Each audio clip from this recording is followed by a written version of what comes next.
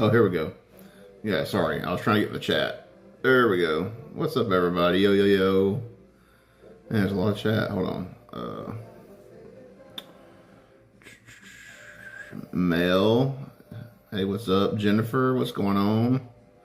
Jordan, my man. What's up, Carl? Tyler, hello, hello, hello, Sarah. Yo, what's up, Pierce?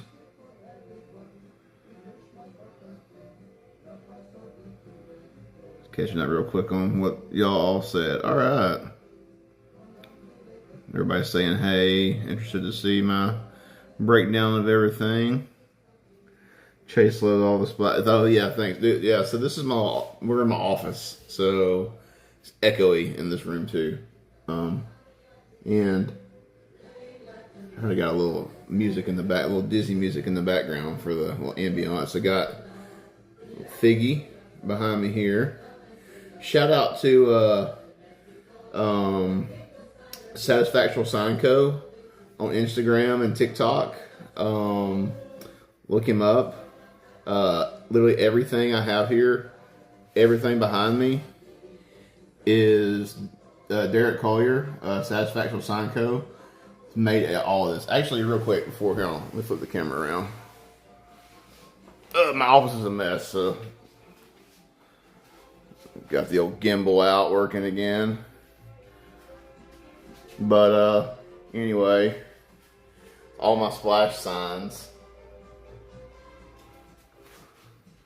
How come you aren't laughing? Little Brer gingerbread. Keep your hands and arms inside. Laughing place sign. Then here's like, if y'all remember the in the queue, there was the photos of Brer Fox, Brer Bear, and Brer Rabbit in the queue. And this is a recreation of those photographs that were in the queue. And then there's the last chance to exit sign and the exit only please sign. And then you may get wet sign. And then a couple of these is some like interpretations, like he created this kind of an original using the characters from the ride and the song. And he made that how do you do sign. Then everything is satisfactual. You might remember seeing that, you hear that and see that on the ride. And then, Sarah was talking about the Jaws, yeah. So he recreated the old Jaws billboard Universal used to have in Orlando. He recreated that sign, so I got one of those. And then here's the Gone for Good door, and then he made a Santa Brer rabbit. And then he made this zippity-doo-dah day sign back here. Mine won't hang on the wall for some reason. It's like something's wrong with one of the hangers, so I've got to get that fixed. It's kind of chilling back there right now. And then he made this, it's a recreation of the Brer that's on the front of the logs when you went down, like on the front of all the splash logs. That's the Walt Disney World version. And this is actually this is a statue from years ago. A Splash Mountain log with the Brers on it. And then it opens up, and inside is the Briar Patch. This is it's like a porcelain statue. And then a couple more things that he made. More figments, pumpkin figment. And if y'all remember the figment popcorn bucket several years ago that everybody was fighting over, he made a gold version of that because they were like gold. Everybody was buying them and reselling them. So he made a little statue of that. And then there's like what the popcorn bucket looked like, just normal. And then he made this topiary figment. It's a pretty good size little figment. He made that. And then I've got my Imagination Pavilion popcorn buckets just sitting back here. I've got some room for some more stuff. Oh, I've also got this. He might hadn't hung it up yet. Made this Roger Rabbit sign. You can hang on this like from Roger Rabbit's cartoon spin. And the fountain, it's like, I think it's the fountain thing outside in Disneyland. He made that. I just hadn't hung that one up yet. That's sitting there. And then, oh wait, what's over here? Oh yeah, I got a couple. This is some Disney art that I have. I got that Festival of the Arts a few years ago. And then Derek from Satisfaction Sign Co., he recreated that Kilimanjaro Safari sign up there. It's a glare on it. Hold on, let me get right here. So block that light a little bit. He recreated that sign. And then this is, these are pins from Tapestry of Nations Parade from the Millennium Celebration. And they sold this in a set back in 2000. And I have those hanging up behind me there. And then if y'all remember when I used to do my streams back in the day, the Figment artwork that sat behind me, it's hanging over here. And then that's actually a legitimate porcelain gasoline pump sign with Donald Duck on it from like the 50s or something that I found somewhere. Flip y'all back around. Yo. Anywho. So, let me catch up on wasn't paying attention to the chat while I was doing all that. Let's see. I feel like the camera is too zoomed in for some reason.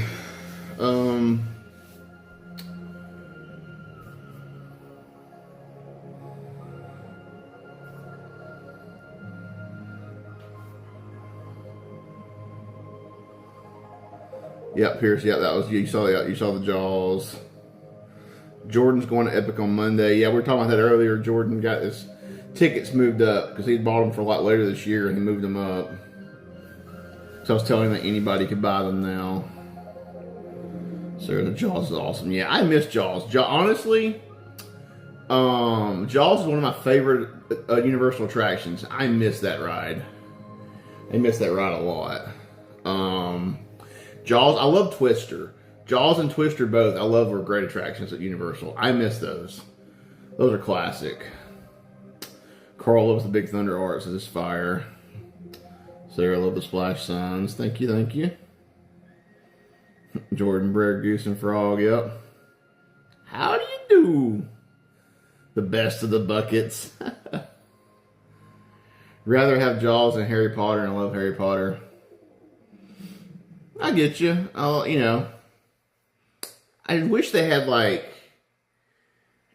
honestly, I feel like at this point Harry Potter should have been its own theme park. Like, we've got lands in all three of the Universal parks down here. At this point, Epic Universe just should have been Harry Potter verse. And each of the lands would have been a different set of the movies, or different places out of the movies. Hey Sam, what's going on? Oh, you're at Epic? I went to Epic yesterday. I'm reviewing it today. That's what I'm actually doing. Welcome in, Sam. So alright. So we'll get started on the Epic review. So right now for previews, they're open 11 a.m. to 9 p.m. If you're staying on property, resort guests get in at 10, so you get early entry at 10 if you're a resort guest. Now you can get in, if you're not staying on property, you can get in the gate before 11. Which you have to be in the park, because so Harry Potter Battle of Ministry is virtual queue only. And if you want to ride that, you have to do the virtual queue, and you have to be in the park to get the virtual queue. And Universal's virtual queue system is light years behind Disney's virtual queue system. Disney's virtual queue system is easy to navigate, easy to do, easy to get. Universal's, they were. Let me just tell you, it just didn't work. Like, got in right at 11. I actually went live before 11. Went like at 10:59. I was on it already refreshing. It popped up with times. It gives you times to click, and then you have to tell how many people is in your party. I only have one. I was by myself. Sorry about the sneeze. Okay. So you have to put how many in your party. I'm only one, so I have to change that. So you just have to click times. So clicking times and clicking submit or select or whatever the button said. Every time I did it, it said time unavailable. And I'd go back and it would... Oh, sorry, I'm still talking about the sneeze.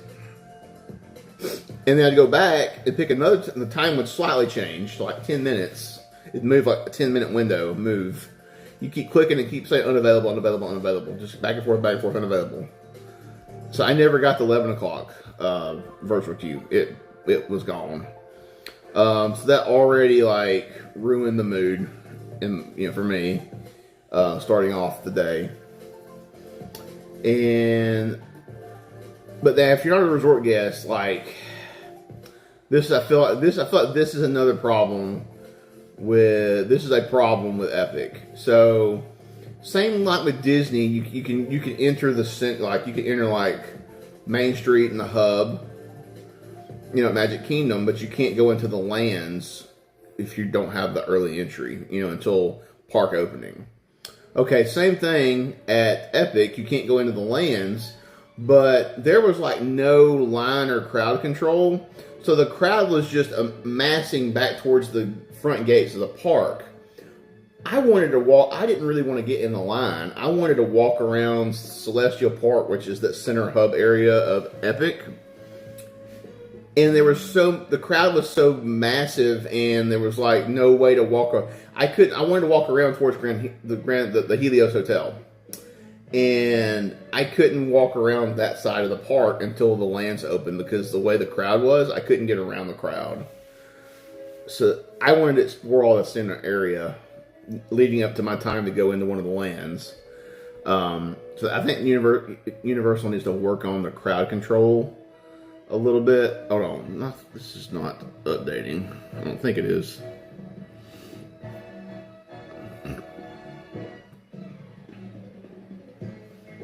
Alright. Somebody type something to see if my chat's updating, or if I need to pull it up on my computer.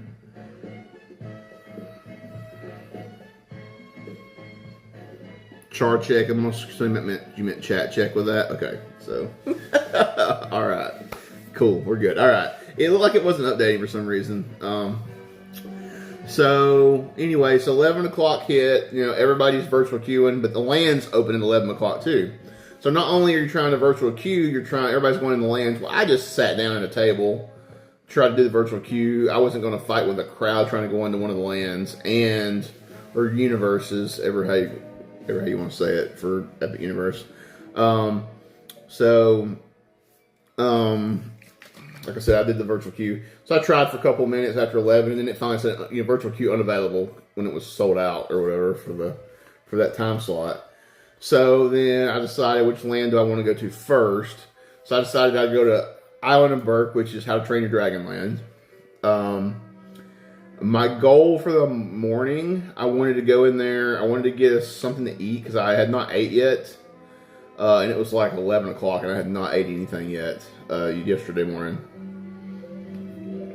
And I wanted to try and meet Hiccup and Toothless, which is a meet and greet. So they have a Toothless, which is one of the dragons for How to Train Your Dragon, if you haven't seen the movies. Toothless is an animatronic. Amazing. Like, I don't know if it's controlled by a person behind the scenes, if it's AI, but it literally reacts and responds to everybody who walks up to it. It's like so realistic. It's like you're looking at a real dragon. I mean, it's very, very lifelike. Immediately the wait time was 120 minutes for the meet and greet. And it's all out in the sun. There's like no shade. It was you're just standing out in the blaring sun.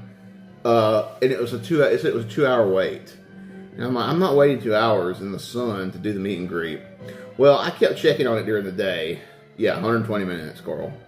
I kept checking on during the day, and the wait time never got below like 75 minutes that I saw, and that was like late in the evening. Well, also, I guess I didn't read the advertisement on the meet and greet as well either, because it said, I guess it was actually Meet Toothless and Hiccup and Friends. And so I knew that I had seen videos of Hiccup and Astrid, which would be cool, would be both of them and Toothless.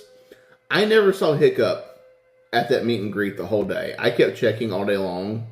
I only ever saw Toothless, and then random people from, like, just random Vikings. I didn't know from they were not any of the main characters from the movies or the TV show. So I feel like I know there's more than one actor that plays Hiccup because I've seen there's different ones. I didn't see any of them out there for the meet and greet, so that was a downside. That's kind of what I wanted. That's what I wanted to do. One of the things I wanted to do. So anyway, so after I saw the wait time was 120, I went to Mead Hall. By the way, hold on, we got pictures I can show. I mean, I was trying to set this up while in the background earlier. Before, that's why I was a little late starting. Flip the camera. I can see how I can do this. I've got my laptop mirrored on this computer screen, on this monitor here. So I was going to actually show, you don't have to look at me talk the whole time. You can actually look at some of my pictures I took. Some are going to be vertical, some are going to be horizontal. Mead is good. Well, it's not, it was called Mead. That's what the name of I think it's actually called Mead Hall in the movies. This is the Epic Kronos. This is the entrance to the main entrance to the park after you go through security and ticketing. Before I get, and then we can do we can actually go through my day. So hold on, let me trying to set this up. Oh, hold on, I went the wrong way. That was me. I took a picture from the parking lot when I got there. Just wanted to kind of, it's going to do the whole thing where you're seeing the. I don't know if I can fix that or not. Where you try to video a computer screen, it just doesn't come across very well sometimes.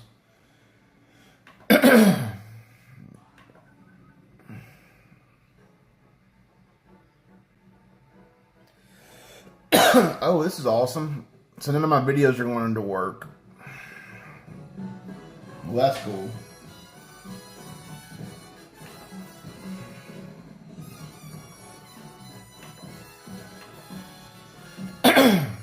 Yeah, I don't think my video... Oh, actually, this video is going to work. So this was me. If I can get the music to... Hold on, if I can get the sound to play. Hold on a second.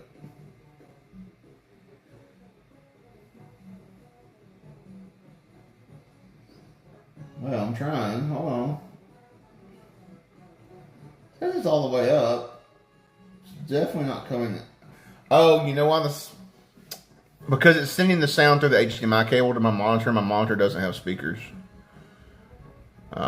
So there's not any sounds. You can't hear I was hoping you can hear the background music. Well, there's got to be a way I can do this. Hold on. Alexa, off. Let's see if I can figure out how to force it to come out.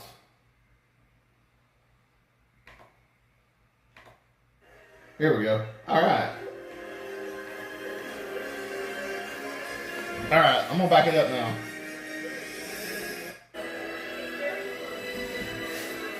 Let me know if y'all can hear that music.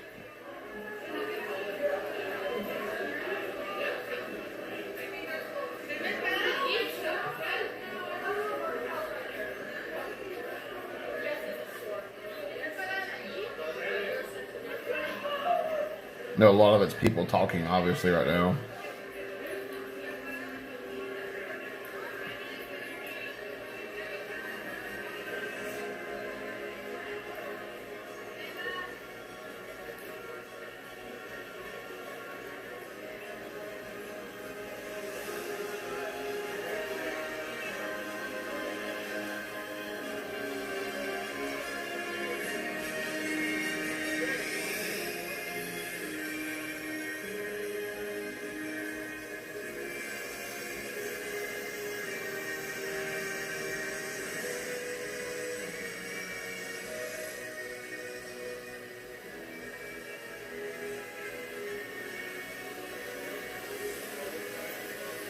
Absolutely gorgeous park, by the way.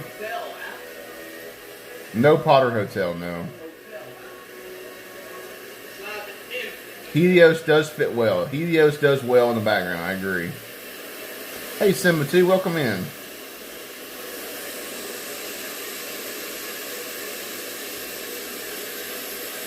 So that was me walking in there. This Oh, some of the vertical videos I think are not going to work for some reason. I don't know why.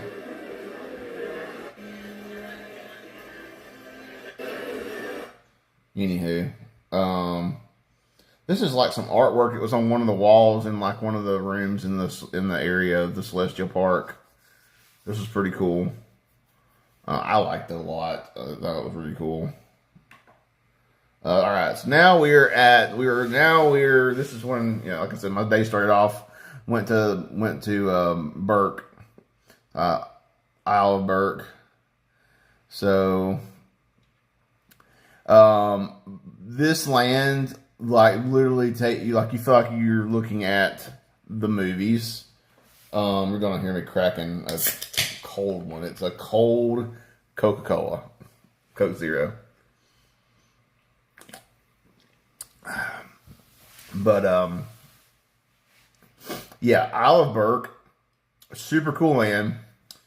Very large, like it's larger than it even looks when you walk in. There's a lot to do for the whole family. It's, obviously it's more of a, it's an animated series. It's definitely kid focused. The detail, the artwork in the area is really good. Just all the attention to detail of the area. This is Mead Hall. I was talking about I went to Mead Hall for a snack after the Toothless meet and greet was 120 minutes. So this is the entrance to Mead Hall here. Hard to see. It's overexposed with that. Even my photo's overexposed, but it's super, like, really tall. Like, there's a lot of great, like, detail on that, like, spire above Mead Hall. Really cool. And this is the interior of Mead Hall. Really cool tapestries on the wall. A lot of a lot of the characters from the cartoons, from the movies. A lot of dragon artwork. All the lights, you felt like it was actually fire and candles that were burning in there.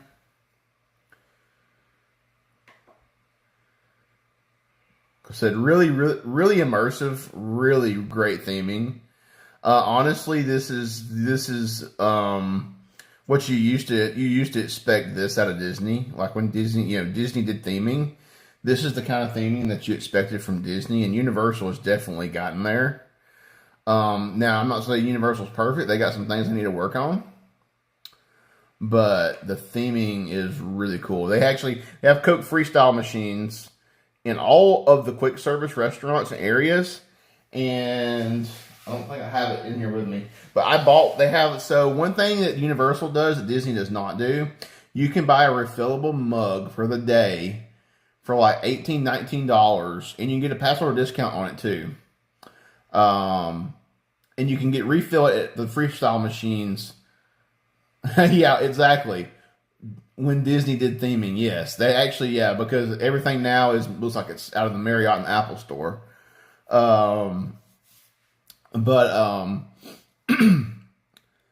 Yeah, like I said, $18 for the refillable mug or cup, and it's like a good size. It's like over 20 ounces, I think.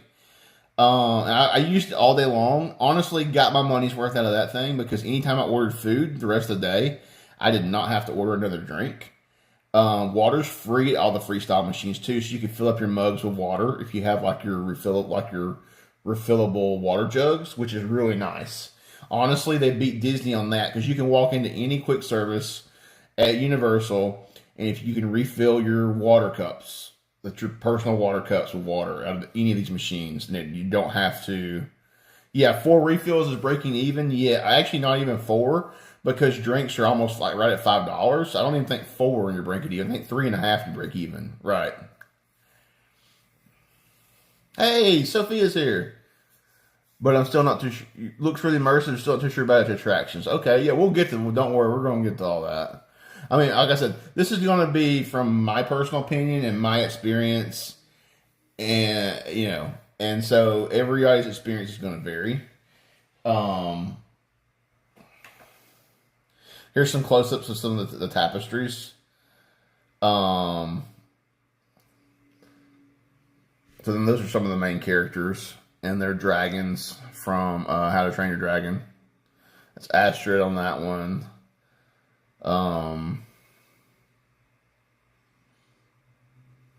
Sorry, hold on. Thought somebody was walking up my front door here, outside. Okay, sorry. I got caught off guard there.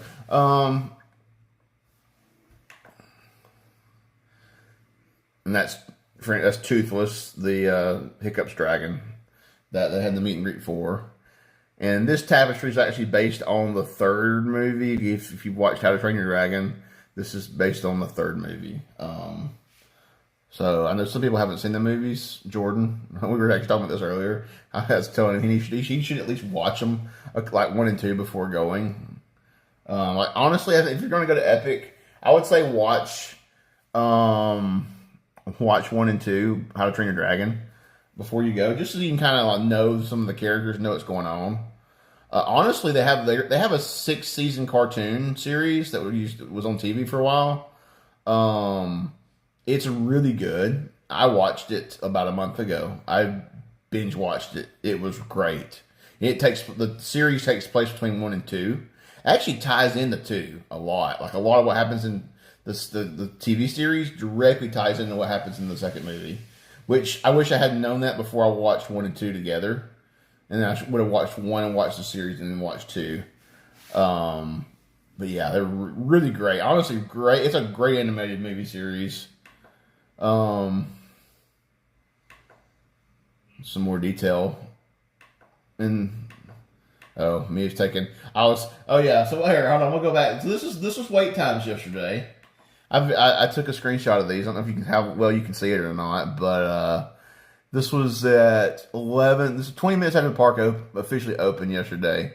Hiccup Swing Gliders, 90 minutes. Fire Drill, which is a water ride, 10 minutes. Dragons Racers Rally, 90 minutes. Oops, I went the wrong direction. Sorry, this is backwards, I feel like.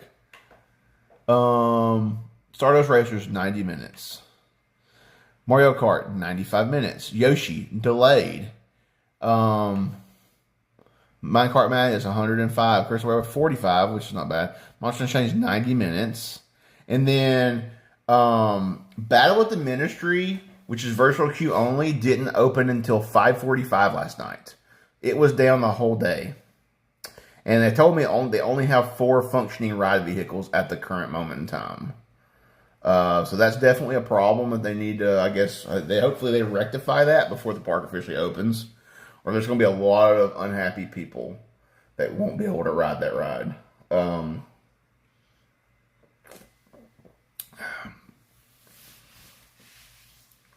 So basically I couldn't ride anything.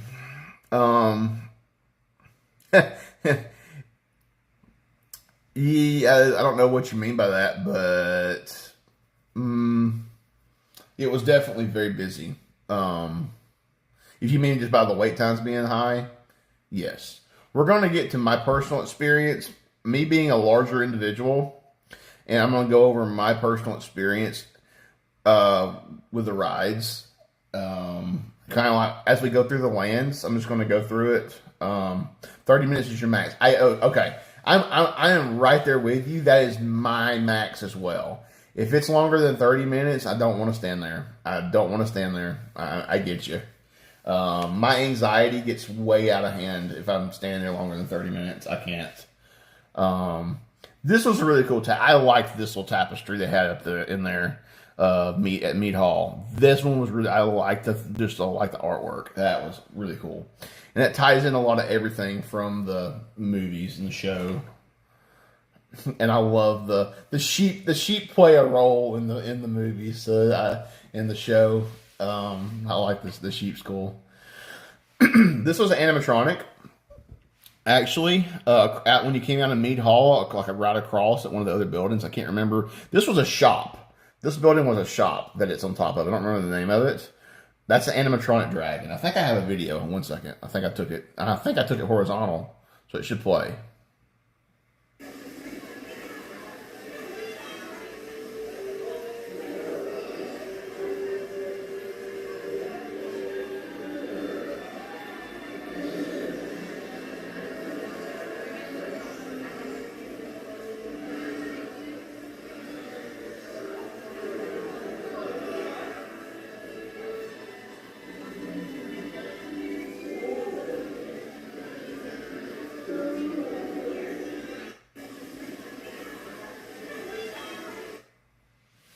Yeah, that was a pretty cool little animatronic. This was a little fountain that was right beside that building, out in the center. It's a nice little fountain, and it splashed a little bit of water out on you, so it kind of could be kind of cool you off a little bit. This is another animatronic, a dragon that was if you've watched the movies, this is Gobber's workshop, and this is his dragon from the movies and shows. And let's see, I think I may have a video of that too.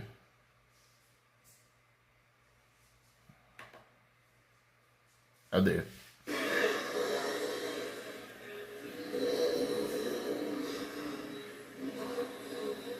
Sorry, it's lagging just a little bit because it's downloading from my Google Photos as I'm streaming.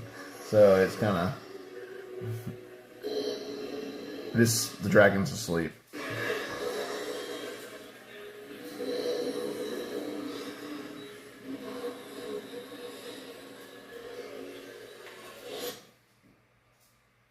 Just another little photo I took of it.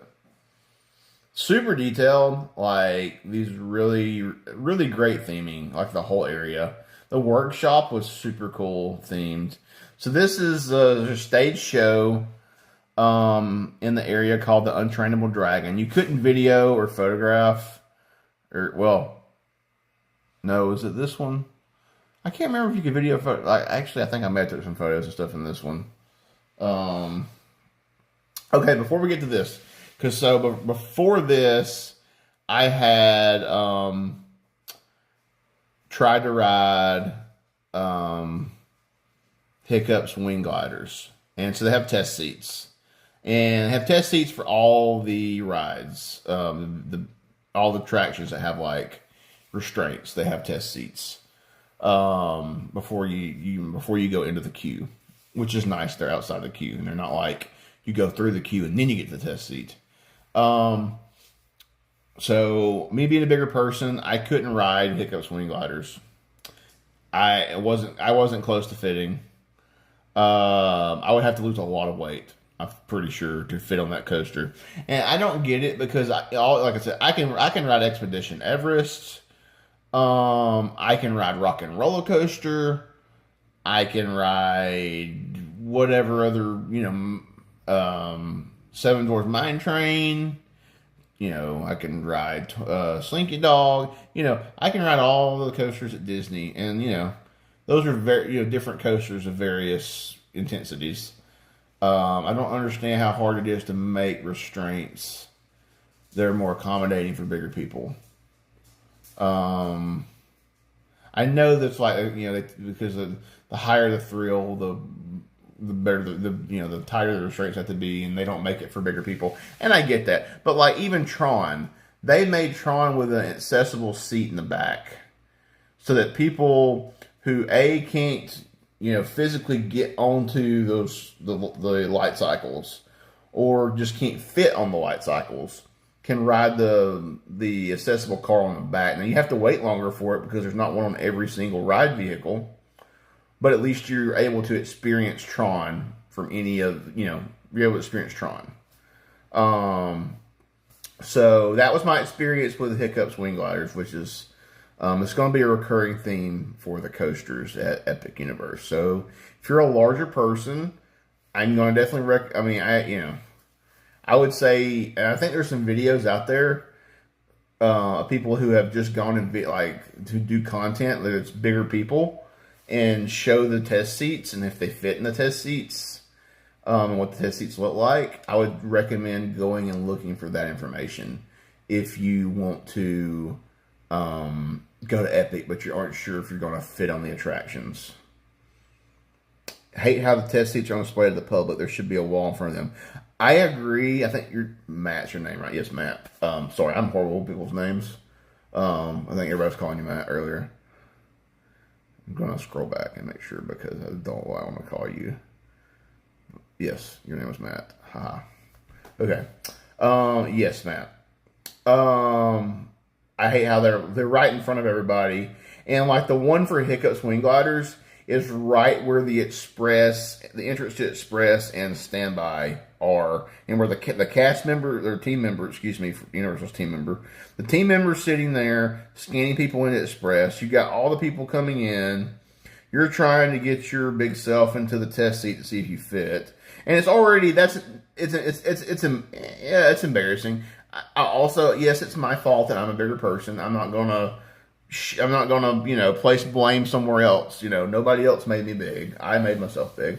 Which I've had some health issues over the last few years, and it's hampered my ability to do what I want to do to lose the weight, because I've been wanting to really get my weight back down, and I've just had some issues that have kept me from doing that, and I'm really going to try and work on it in the next year. But yes, Universal's not accommodating to bigger people. It's not. Disney's very accommodating. The only thing at Disney that even gives me like an issue is Flight of Passage, and Tron. Flight of Passage and Tron, because of the leg restraints. And Tron, I have the option of riding the back car.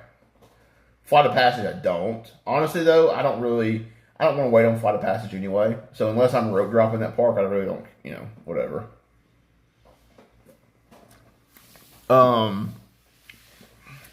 Your larger guy, too, was trying to test it in which people were watching and laughing. Yes. That actually...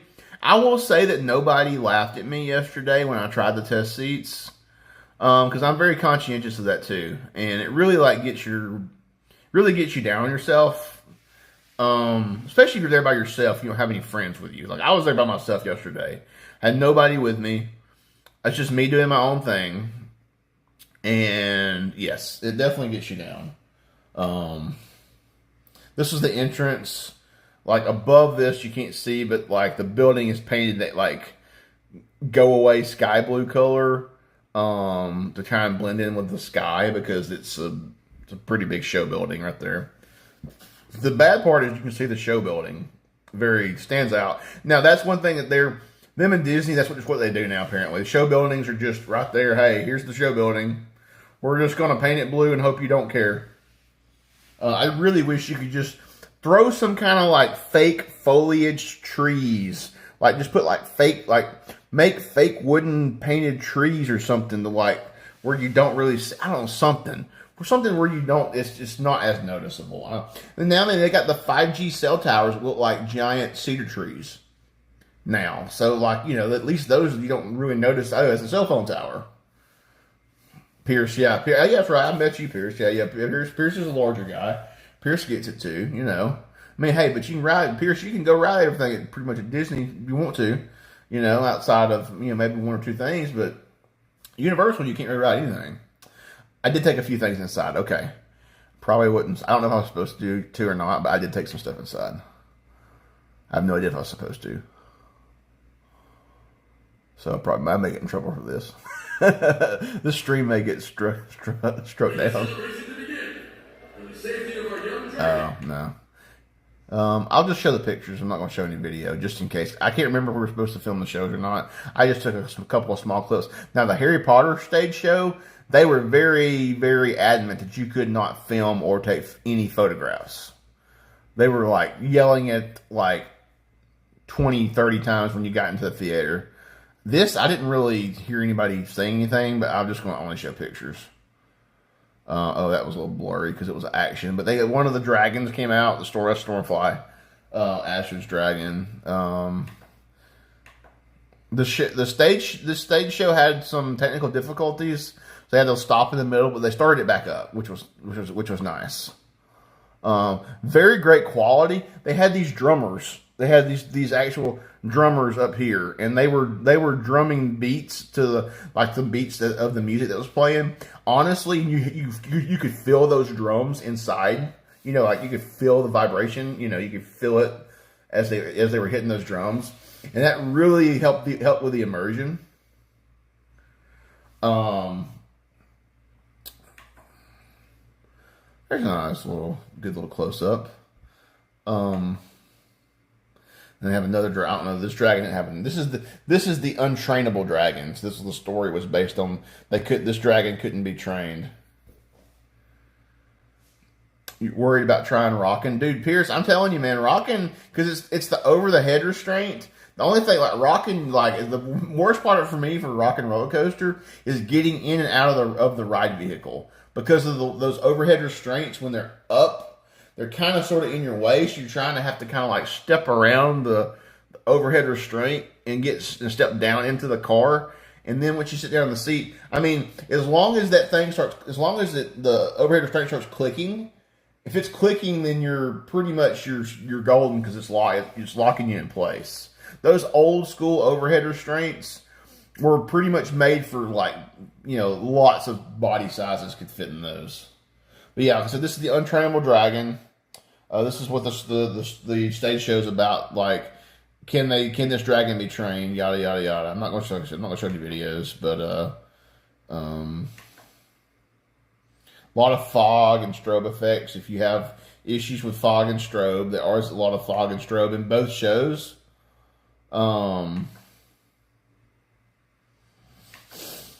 Great production value on this, by the way. Yeah, oh yeah. So Pierce, I did ride the new Ministry, the Battle of the Ministry ride. We'll get into that here in just a little bit. This is actually, stream's gonna be way longer than I thought it was gonna be, because we're just gonna kind of push through these photos real quick. Like I said, there's great production value on the stage show though. Like, it's really good. Both stage shows were about 20 to 30 minutes long. This is another, okay, so outside, this was another animatronic dragon out in one of the walkways. I think I got a video.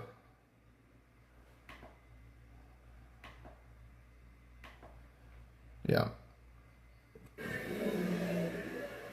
Got a couple of videos actually. This is it's like an ice dragon, so he breathes like ice instead of fire.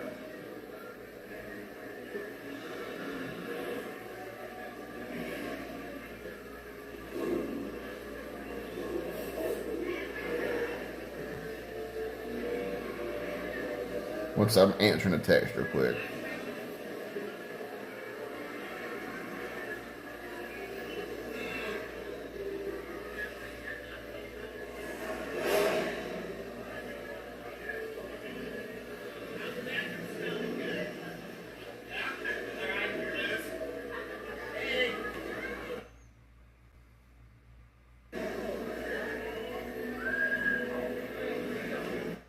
I know I got one of him breathing the ice. Hold on.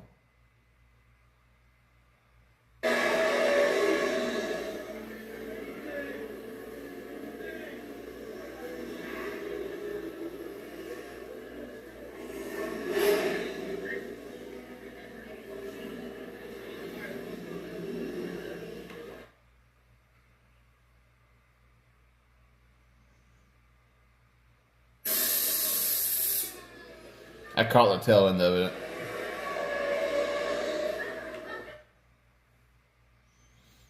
it. There's some of those sheep. Those were, I don't think they were animatronics. They were just statues, but they were in the middle of the coaster. Hiccup's Wing Gliders, which is the coaster. And this is some artwork. It's so that's Burke, and there's the dragons and the areas that they kind of live in around the island, away from the island.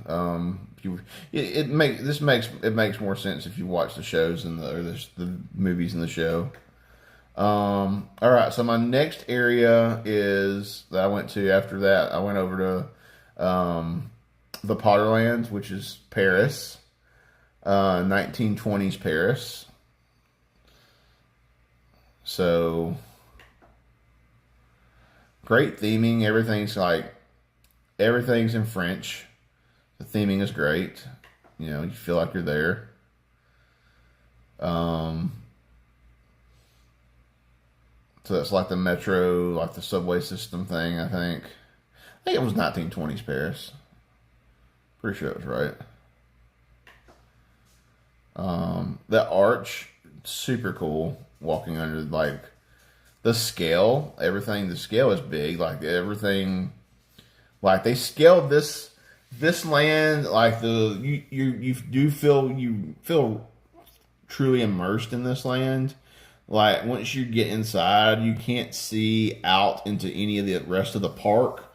any of the surrounding areas. You can only, like once you walk in here, you can only see in this land. So the immersion level is primo in this land. And so you can see how tall the buildings are. All 3 to 4 stories high. They're all super tall, and so you literally and everything is everything's kind of close onto the streets, and so you can't see out of this land. You literally just see the buildings and the lands. You really feel like you're there. You feel like you're walking the streets of Paris. So this right here, Le Cirque Arcanus. This is the other stage show. This is the Harry Potter stage show. It looks like you're just going inside a little tent, and you literally, it's crazy how makes you think you're just inside the tent when you walk into this thing, which I went to it later in the evening, or late in the afternoon, but then just it opens up and you're in a building or something. It's crazy. Universal has better sightlines than Disney. Well, so yeah, no, there's some horrible sightlines at Epic. Epic has some bad sightlines. You can see the Orlando Eye from the middle of the park. That's pretty bad in my opinion, and I feel like they could have done a better job of building the park in a way you couldn't see the Orlando Eye. I feel like you should. I know it's close. It's not far from the Orlando Eye, but I feel like there still should have been a way they could have done something to keep you from seeing that in the middle of the park. Now, if you see it from the hotel, from the 5th floor, okay, that's different. But from the park, you shouldn't be able to see it, I don't think. Like at Disney, okay, if you're at Magic Kingdom, but you look out of the park and you see the Contemporary, but you're still in the Disney bubble. Like you're still looking at Disney property. You're not looking at the Marriott Hotel. You're looking at Disney. You're in the Disney bubble, looking at Disney property. So to me, that's a little different than, and that's not even the same to me as seeing a show building. I feel like show buildings should be like they used to be, where you didn't even know the show buildings were there. Show buildings, you never used to know that there was a show building. You just look like you see the facade, and then you're in. The show building's hidden. They should be able to do that. This is some of the, storefronts. This was a sweet shop. So they have the pastries and candies and sweets, which is, if you got on the Harry Potter before, you've been familiar, they have the sweet shops and they have all the sweets. One thing, I feel like was missing in a way, which I guess it wouldn't have made sense though. In the other Potter lands, you have the shop with all the what's it called, the Wizarding Wheezes or whatever, Weasley's Wizarding Wheezes. Those shops were really cool and have lots of cool little things. I felt like it should have had a shop like that in the land. There wasn't one. A little bit, just a quick video. That was spinning and there's music playing. Of course, you hear it's like Parisian music in the background. So it does set the whole in the land. Hear Parisian music. So it's definitely you're definitely feel immersed. This was actually the interior of a restaurant. It was a hidden So there was one of those hidden back alleys. Kind of it was hidden, but it wasn't hidden. You could literally see it through a walkway. But it was a little hidden back alley area, and it was kind of felt like you were almost walking into Nocturne Alley. But there was a hidden restaurant that you didn't really know it was a restaurant. There's just a team member standing there, and they're just waving and saying hello. And I wave back, I say hello, and I just walk in the door and look around, and there's nothing that tells you it's a restaurant. And you turn the corner, you turn another corner, and then there's a bunch of team members, and they're like, "Are you dining in with us?" And I'm like, "Oh, this is a restaurant?" Yeah. I'm like, "Okay, well, I'll." And then you could get butterbeer and other things. They had a full menu. I don't remember the name of this. I should have had it pulled up. I don't remember the name of this. Hold on, let me see if I can pull it up real quick.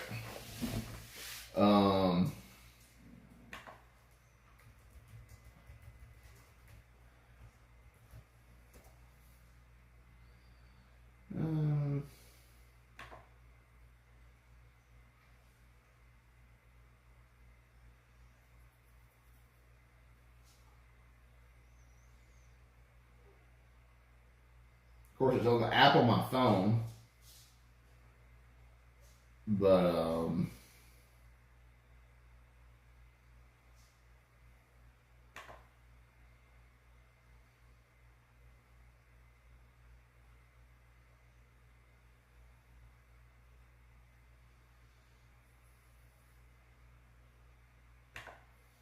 let's see what it tells you right here.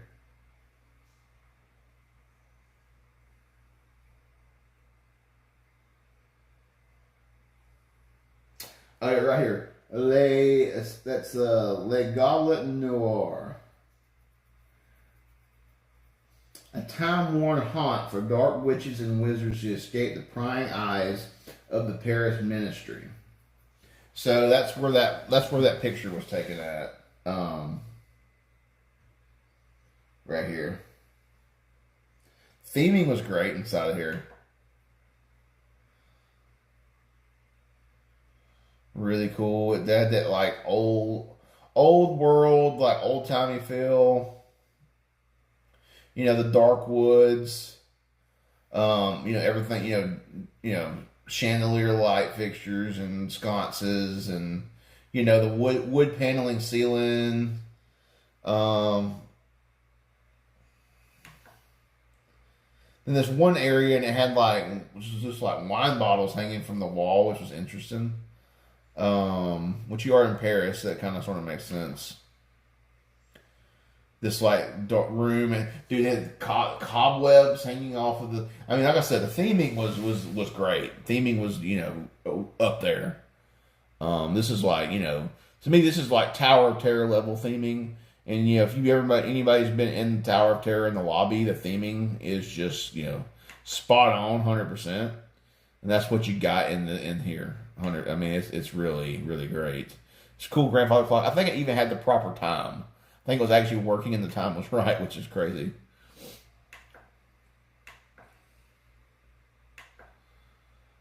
Just quick go through some pictures in there.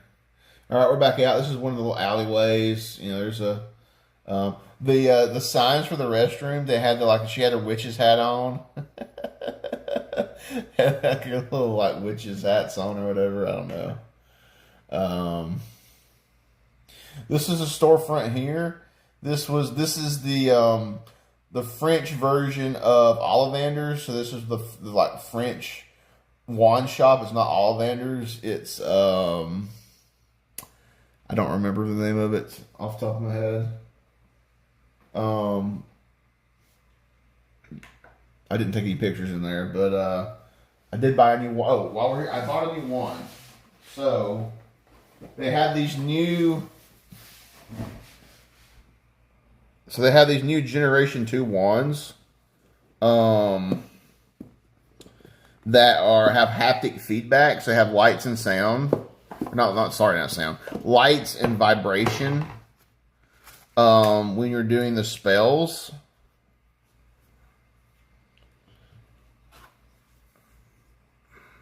I don't know how well this is going to show up on the stream because of that background. The background's so bright. I don't know if it's going. There we go. Focus.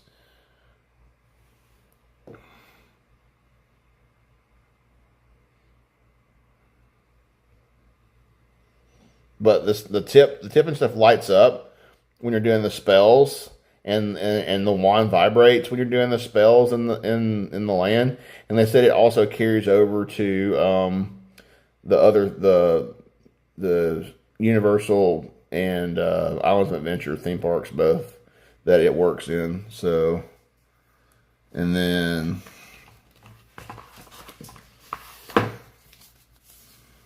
comes with the map.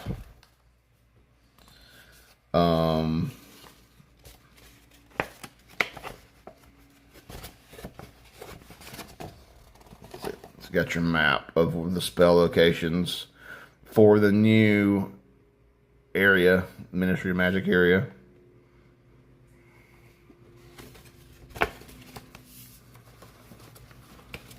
I'm a big Harry Potter person. I love the movies, and I like doing the spells. It's fun. They're super fun. I feel like that's something that anybody can do. You don't, There's no age limit. There's no, height requirement. There's no weight restriction, size restriction. Anybody can do the spells. So this is when I went into it, did the get into pins. No, I mean I have some pins, but I'm not into pins like y'all know. I'm not into pins. I'm not really into pins. This was playing music. Like it was like really, really weird, like kind of like circusy music. I think I took a video, which is going to not play the. You can hear the music at least.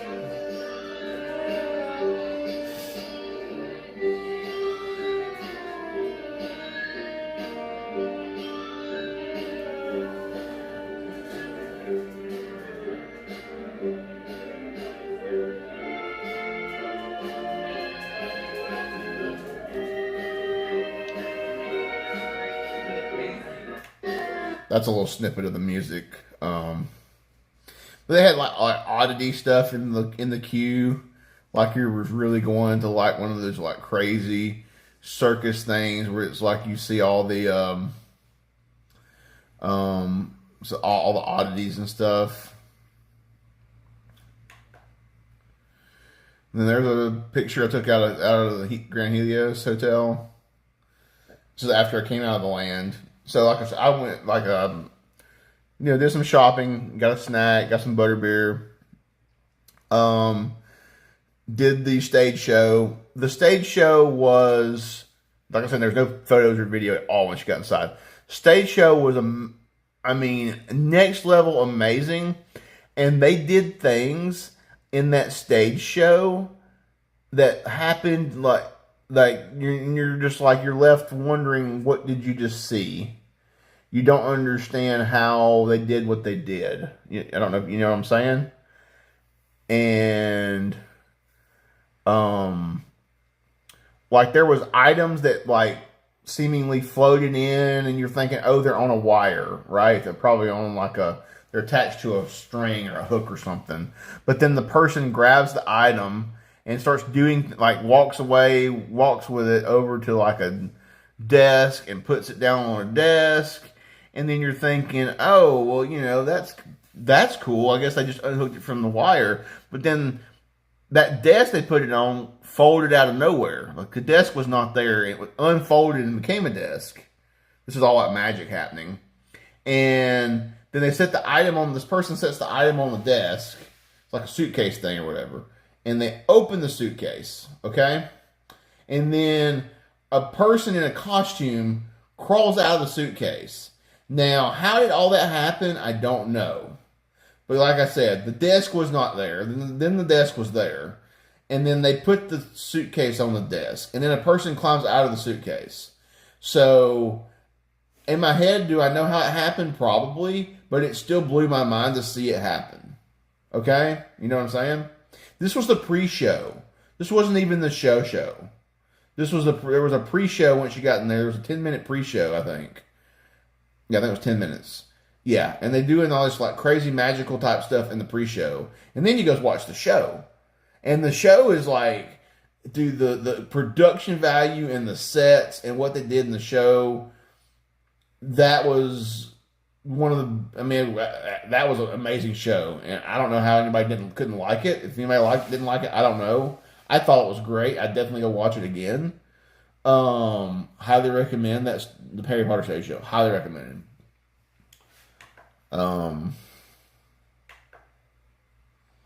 So the main fountain they have the fountain show in. It was, so this made me mad too. It was, of course, technical rehearsals. The park is not officially open yet.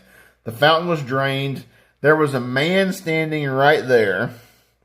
They worked on this jet right here all day. That same jet, when I was getting ready to leave the park at 9 o'clock, they were just getting out of the fountain. Two guys had been working on that jet thing right there the entire day. So I don't know what was down with it, but yeah, I didn't get to see the fountain show at all. So yeah.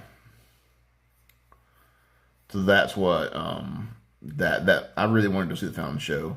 The fountain show was just something I really I would go back again. You know, somehow if I could just get into Grand Helios, just go like Uber to Grand Helios, just to go stand there at the hotel and watch the fountain show. I would do that. 100%. All right. So next land I went to Super Mario Land. So I think I took a video entering the land. I believe.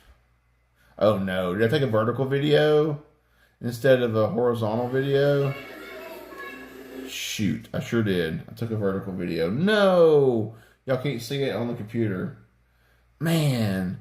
So that one's vertical. I hate I can't show you that one. Because that was my experience going into the land. So when you go in the land, it's like you're going through the warp pipe in the Mario games. But you get in the warp pipe and then you go up an escalator. So you go right up an escalator like up 2 levels. So I guess there's 3 levels, I think, to Super Mario Land. So when you enter the land up the escalator, you're up on the 3rd level. And so you're looking down in the land. This photo is actually down in the land and down in the bottom on, I think, the 1st level. Because my video would have showed you the whole entrance and from up above. You can't see that video. This is in Toadstool. I kind of walked around for a few minutes. I went to Toadstool Cafe. It was lunchtime. I was hungry. Because I just had a snack early in the day at Meat Hall. I just had a small snack. So I actually got lunch here at Toadstool Cafe. Theming on point. You're literally like in Super Mario World. I mean, you're in the video game. You got warp pipes coming out of the ceiling. All the little windows were video screens, and you could watch like Toadstool and stuff happen. And then depending on what happened on there, like the lighting and stuff kind of sort of changed in the room, and we get darker or brighter depending on what was happening on the video screens, which was really cool. So like I said, super great theming. This was my lunch. So this was Bowser's Fireball Challenge, I think that's what it's called. It's a 1-pound meatball covered in mozzarella. This is a Bowser puff pastry. This said it's called, I guess they called it mushroom marinara. I don't know if it had mushrooms in it or not. This was spicy. Like, for theme park pasta type food, that's the spiciest marinara I've ever had in a theme park. And they came with hot sauce. So that right there, that's hot sauce. Like another thing of hot sauce, along with. And this wasn't like burn your mouth super spicy, because I love spicy things. But there was enough spice in this that my nose was running at the end of the eating, and it gave me sort of a little bit of indigestion. That's what I get for eating spicy marinara sauce, because red marinara sauce usually gives me indigestion, and that's my fault. Was the flavor great, though? The meatball flavor was really good. It was cooked great. It wasn't dried out. It was actually moist. The puff pastry was nice, and then also got these garlic knots that came with marinara. This marinara was sweet. This was not the same marinara. It was different. This was different. This one was sweet. It was not the spicy stuff that was with it. It's not as dark. This was a lot brighter. So it was definitely 2 different marinara sauces. These had Parmesan, garlic, butter on them. So the table next to me, theirs came out mushroom shaped. These aren't really as mushroom shaped. I feel like mine didn't rise as much. And theirs actually looked kind of like toadstools. And this did not. So I guess, I don't know if these didn't quite rise as much. It was Bowser bread, yes. That was a Bowser puff pastry. So it's a puff pastry, so it's not really bread. But you could dip it in the sauce. I was dipping the Bowser and these. I actually just dipped these in the sweet sauce instead of the spicy. Food was great. Quick service. It was great. It was really good. Then of course after that I came out and went and walked back into Donkey Kong Country. So I know out at Hollywood they don't have Donkey Kong out in Hollywood. They just have just the main Super Nintendo area. In Japan they have Donkey Kong Country, and we got that here in Florida. So you go through this warp pipe here. You go back into Donkey Kong Country. The theming back here was excellent as well. The music, I don't know, did I do a video? Because the music back here is really cool. By the way, also, speaking of things, buying things at the park, so I did also get, I got one of the power-up bands. So I got the Yoshi. I got the Yoshi power-up band.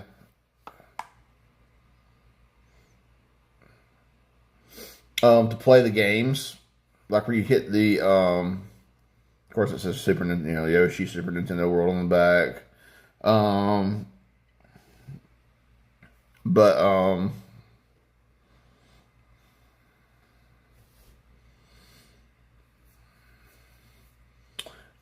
So yeah, there's all these hidden, and even in Donkey Kong Country, there's hidden spots like where that K is right there.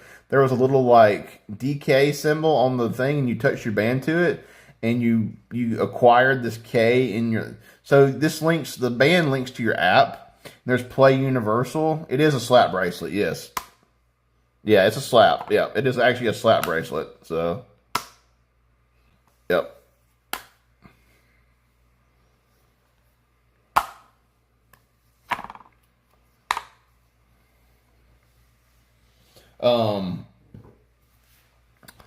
But like I said, it links to your. There's inside the Universal app is like Universal Play, and location based. So whatever land you're in, it pops up and the stuff you can do in that land. So you can use the power up band. Like I said, you can get all these different things in there. So there's all these games you can play. There is hidden games in the land where you have to acquire these keys by playing games in the land, and you have to acquire 3 keys to play this hidden game that you have to then touch your magic band and have to have the keys to get in to play the game. So there's a lot to do. There's a lot to do in Nintendo besides riding the rides. You can play the games. Honestly, I spent over an hour just playing games in the land, and I had a ton of fun doing that. I mean, I grew up on Mario, Super Nintendo, or Nintendo. I had the original NES, in '89. And, Super NES, all that. I never had a 64, but all my friends had 64s. I just played their 64s, and we played Mario 64. Honestly, Super Mario Brothers 3, where, you had Mario as a raccoon, that was my favorite. That was probably my favorite Mario game.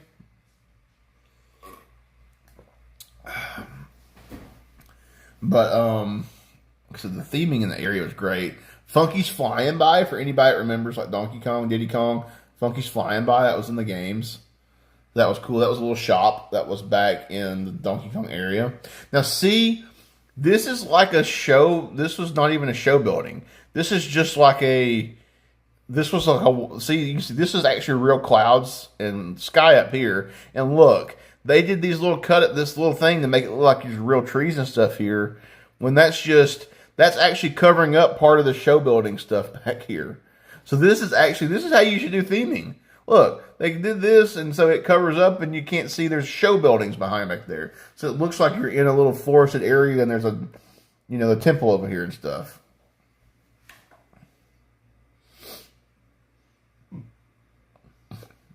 Disney take notes, yes. Oh, I saw where you said, sorry, Pierce just saw this. You said Universal Quick Service is better than Disney. Yes, 100%. After yesterday, I tried food in every one of the lands yesterday, and the quality of the quick service was by and far miles ahead of Disney. Disney has exceptions, like Satuli Canteen at Disney is exceptional, and you can't really beat Satuli. I eat Satuli all day, every day. If I was going to a theme park and eating quick service. But yes, most of the Disney burgers, quick service burgers. Hey, baby girl, Aspen. Hello, Aspen. How are you, pup? Hey, sorry, I'm not giving you no attention right now. Hey, sorry. They may need to go outside.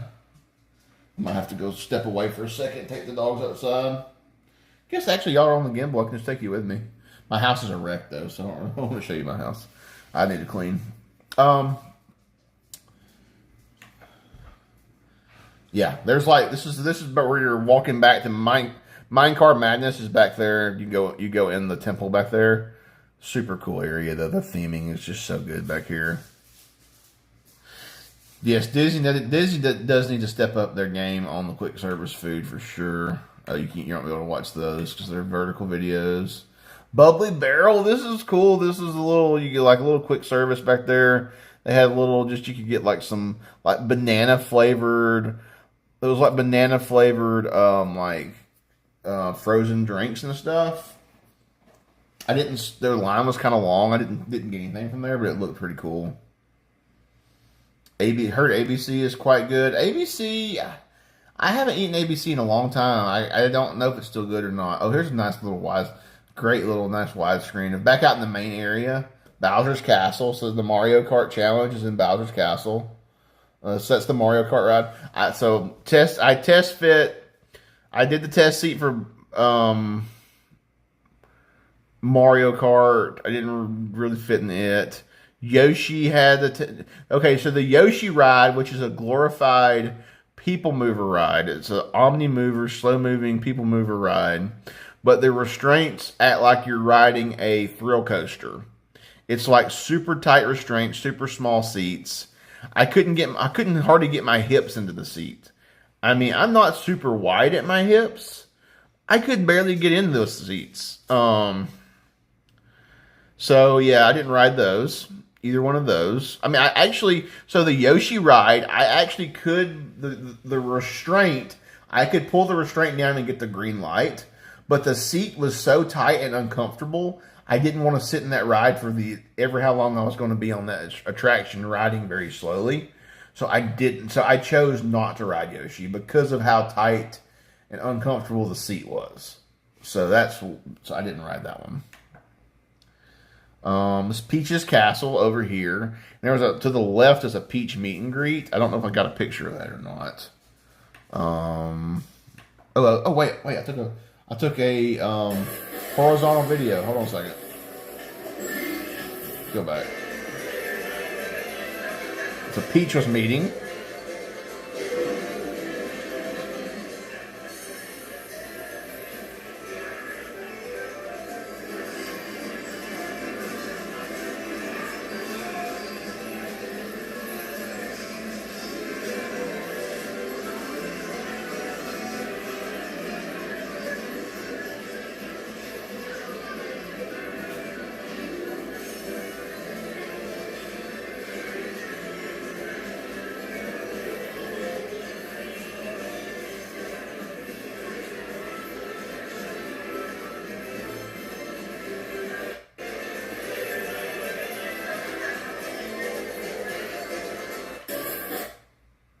So yeah, so that was my, believe it or not. No, okay, Docking Bay 7 is good. Ronto wraps are good. I like the breakfast Ronto wrap the best. I like breakfast better than lunch because I like the sauce on the breakfast wrap. And I like the egg and stuff on the breakfast wrap. I think the breakfast is better than lunch, in my opinion. Docking Bay 7 is really good. I like their chicken and mac and cheese. Their spicy chicken. Super good. The dogs need to go outside, so we're gonna take a break right here. So So Super Nintendo, real quick before we go take a little break and let the dogs out. Like I said, I had a lot of fun playing the game, playing the games with the Power Up Band. There's a lot of hidden stuff in the land with the Power Up Band. I didn't even get all the stuff with the Power Band. There's all kind of things I need to unlock still on the game. I had a lot of fun doing that. Like I said, I enjoyed it a lot, that part. Seeing it was really cool. Wish I could have rode the ride. Although the Mario Kart thing, I feel like it's like a VR experience, and I feel like it should have been like a Rainbow Road coaster, is what I feel like it should have been.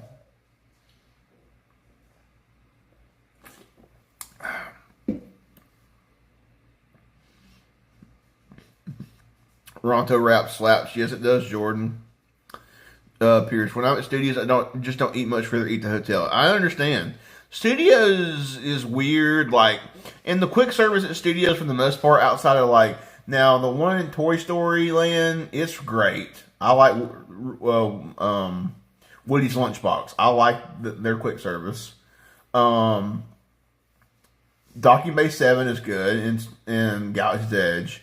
I mean, but the burgers and chicken fingers and fries and pizza and stuff in Hollywood Studios is horrible. It's all just not great. I don't. It's none of it's good. It all just tastes very bland and kind of Surfer Girl, hello. How are you? Welcome in. Thanks for joining us. Extra spicy sauce. Yes, Jordan. Extra spicy Ronto wrap sauce on the breakfast Ronto wrap for sure. Mostly drank at studios. I hear you. Okay, real quick. Oh, we're taking a break. Don't mind my nasty house. I'm gonna point you up so you'll see my nasty house.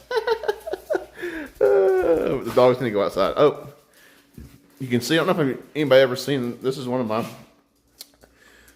my Disney art pieces. I got this at the art gallery at the boardwalk back when it was still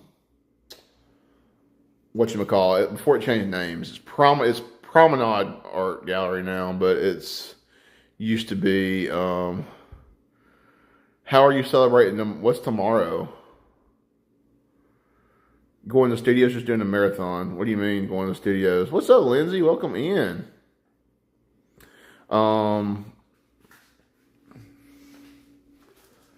This is some Dave Matthews Band. I still have a few things of theirs hanging. I've got a ton of Dave Matthews posters. I don't really hang other stuff up though that much anymore. I don't really care for them that much anymore nowadays. Oh, May the 4th is my dude. My backyard is dying. I'm going to have to turn the sprinkler on here in a minute. I've got to go get somebody to come look at the backyard.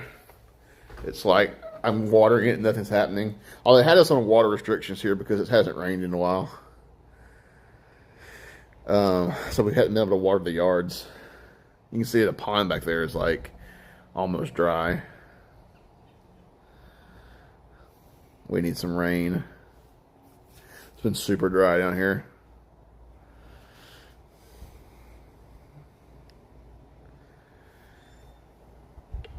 But yeah, May the 4th. How am I celebrating? I'll probably watch something Star Wars something. I'll watch something. Yeah, I'm not going to studios. I literally just got back home from Orlando like hour and a half, 2 hours ago. I ain't going back. I ain't going back up there. But the reservations are gone anyway. I mean, yeah, of course you could park hop, but yeah, Southeast Florida's been bone dry. Yeah, Southwest Florida too. Has been too. Yes, it is super dry. I mean, you can see like everything's like looking dead. All the stuff's looking dead out there right now. Which is really weird because I have this grass right here like close to the back door. It's super green. I don't understand why. But then like other half of the backyard is like brown and dead. It's so weird. I don't know. I'm going to have to kind of like so lawn service come like do some stuff or something.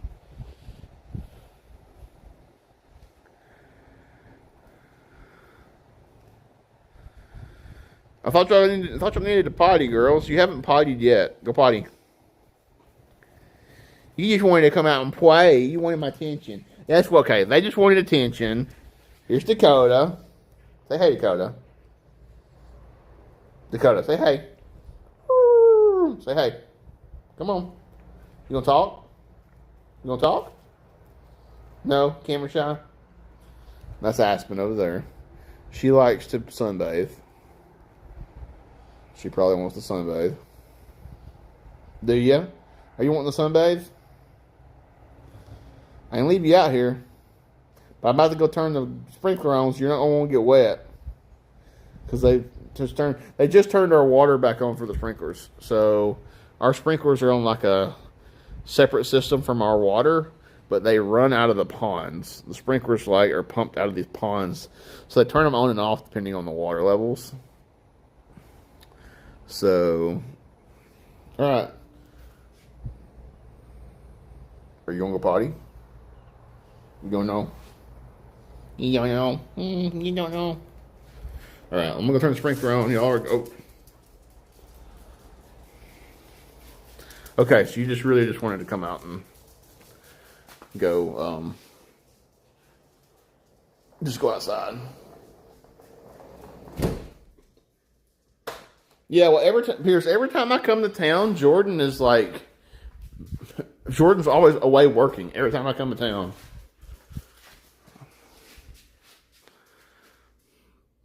I don't really like the new art style, but I did like this painting with them fist bumping, so I bought that one. And then I love the Olaf. I love that one. That was cool. All right. Let me get the doggos a treat.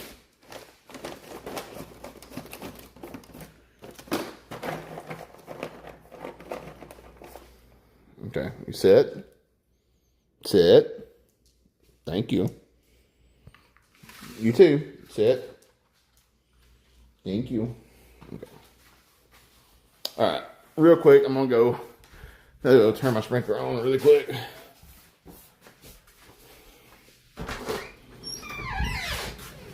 My garage. This is the bad part about not having storage in the attic is everything's in the garage.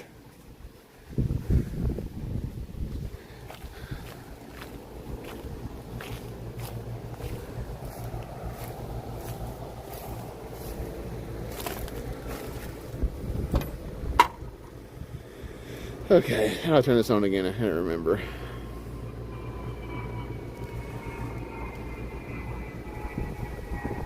There we go. Okay. Make sure those come on. And they're on. Alright, cool. Trying to water the backyard. Side yard. It's looking. Somebody does my yard for me, but they've been watering and putting some stuff out.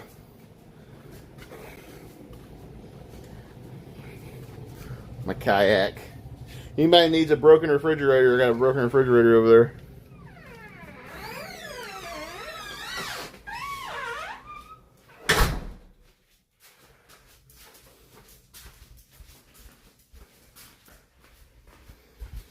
All right.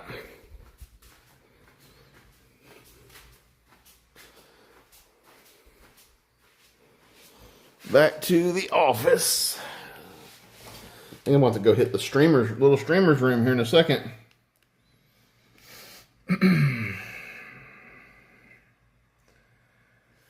All right.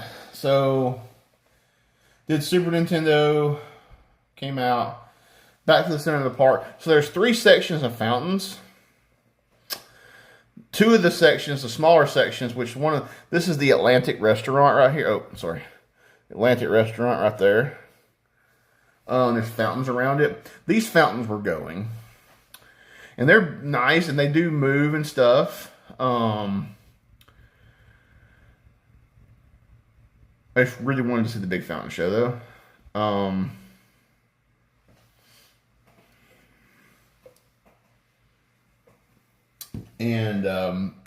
Let's see. Oh, I took a video. All right, y'all watch that on loop for a second while I go to the streamer's room real quick.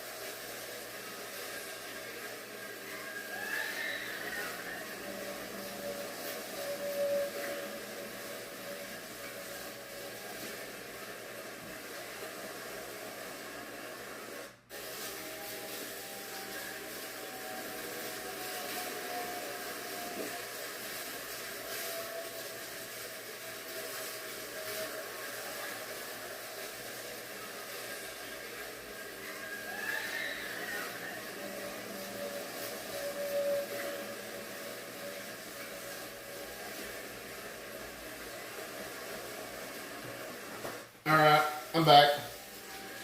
Sorry about that. I apologize. Alright. Oh, there's another video right here.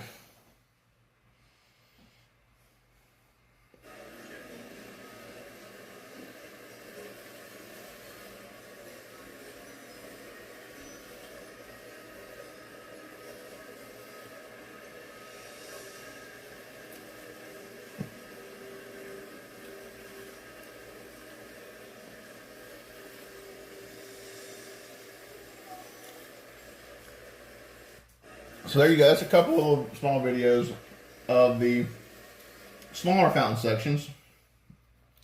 This is a cool little video. This is how to go in the interest of how to train your dragon.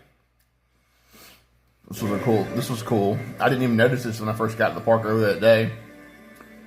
There's a little dragon on that ball, and it's like spinning around the ball. I took a little short video.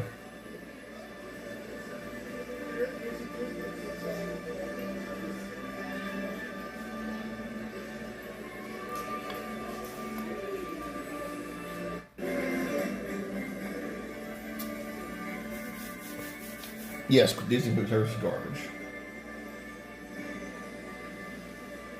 Am I missing some hold on. I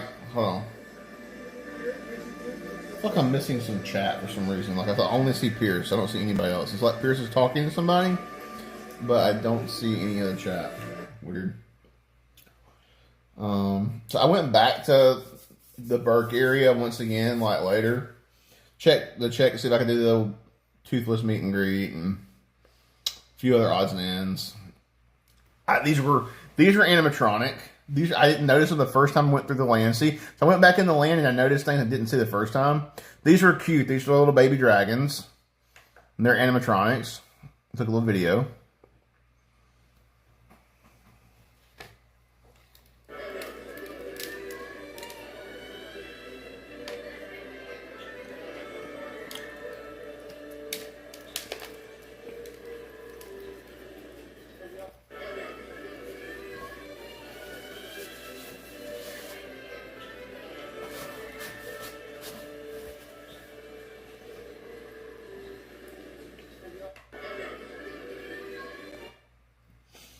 So this is the toothless animatronic. That's for the meet and greet. I took several videos, but I think they're all vertical, so you're probably not going to be able to see any of it. And so he's super expressive. Super expressive. Yeah, vertical videos don't play, so it's so weird. I don't know why these don't play on here.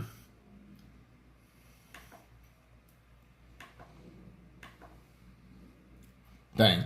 That's another animatronic dragon hanging out of this dragon hut, and the tail like swings back and forth. Oh, this is Gobber. That's that work earlier. We had that sleeping dinosaur.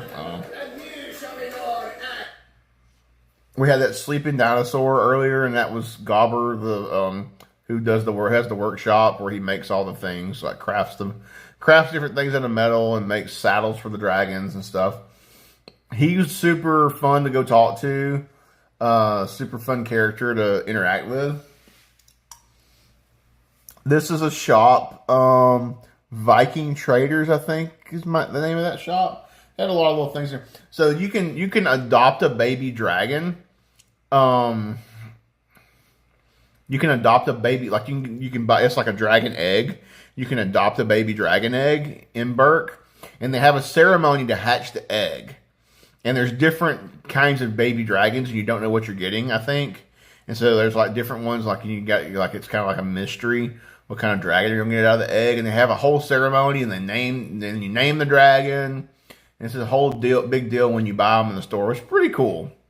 They're not animatronic. They don't really move. They're just kind of like a little, like plushy dragon, and they're in the egg. And then once you hatch them out of the egg, like the bottom of the egg, like the part of the egg holds them, cradles them in the egg, and they put like a strap on it, and you can carry it around. Like you can carry the dragon over your shoulder throughout the land. That's a better shot, not vertical. I've taken a lot of vertical things too because I was wanting to, obviously, like tall stuff like that, you just got to take vertical. I thought that was a cool shot though, with the fountain here and then the spire above Mead Hall right there. It was a cool shot. Like I said, this is on that spire above Mead Hall. There's a lot of detail, like the little banner tapestry, the dragon banners hanging on this little thing up there on the side of the rock work. The rock work looks great. Really, I think they did a really good job on the rock work. And then that on top, I couldn't, not quite sure what that was. I don't remember what that item is on the very top of there. And I have to apologize. What y'all are seeing is not as good quality as what I'm looking at with my eyes, because you're trying to see a computer screen through a camera, and I'm just looking at a computer screen, so it's not as good quality. So this is inside of Ministry. You're not going to be able to see my video, unfortunately, when I got to go ride the Battle of Ministry. So, I'll tell you about my journey to ride the Battle of the Ministry yesterday. So like I told y'all,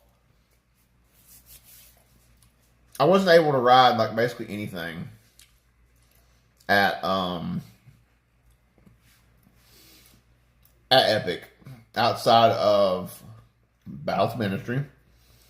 And then I could have rode Yoshi's Adventure, but the seat was so tight it was very uncomfortable to sit in. I did not want to be uncomfortable on a slow moving attraction.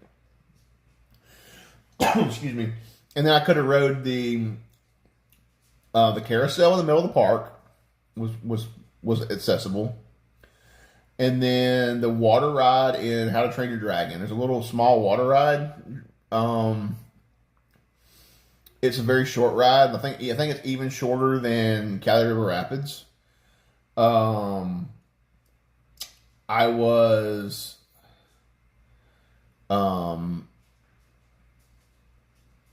able to ride it. I had not rode it at the time when this happened yesterday.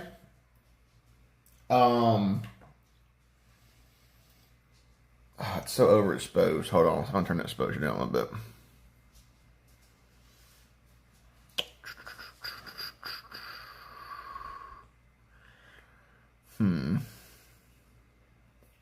You should remember how to do this, and it's been so long. I don't remember how to turn the exposure down.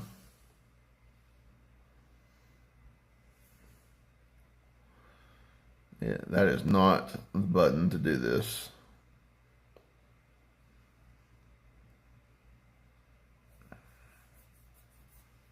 Well, anywho,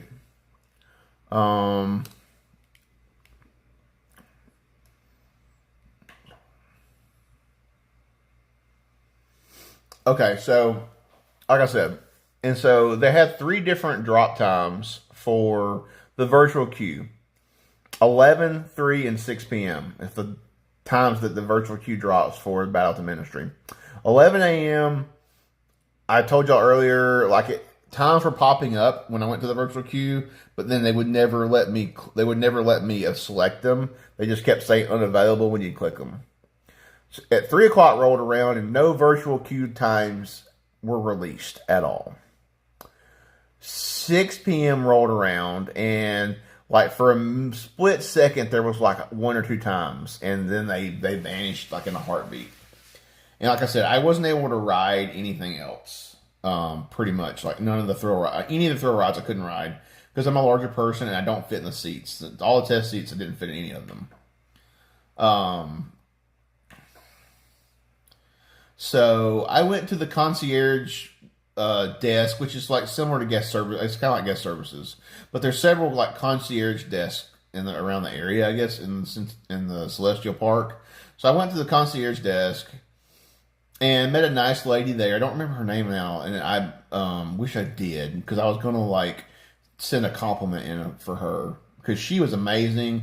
She was so super friendly, super helpful, and she just listened, and she took down all my feedback and typed up all my feedback and sent it to Universal. And I just told her, I said, look, I'm not looking for a refund. I'm not looking for I'm not looking for. Oh, that's actually a better proto there.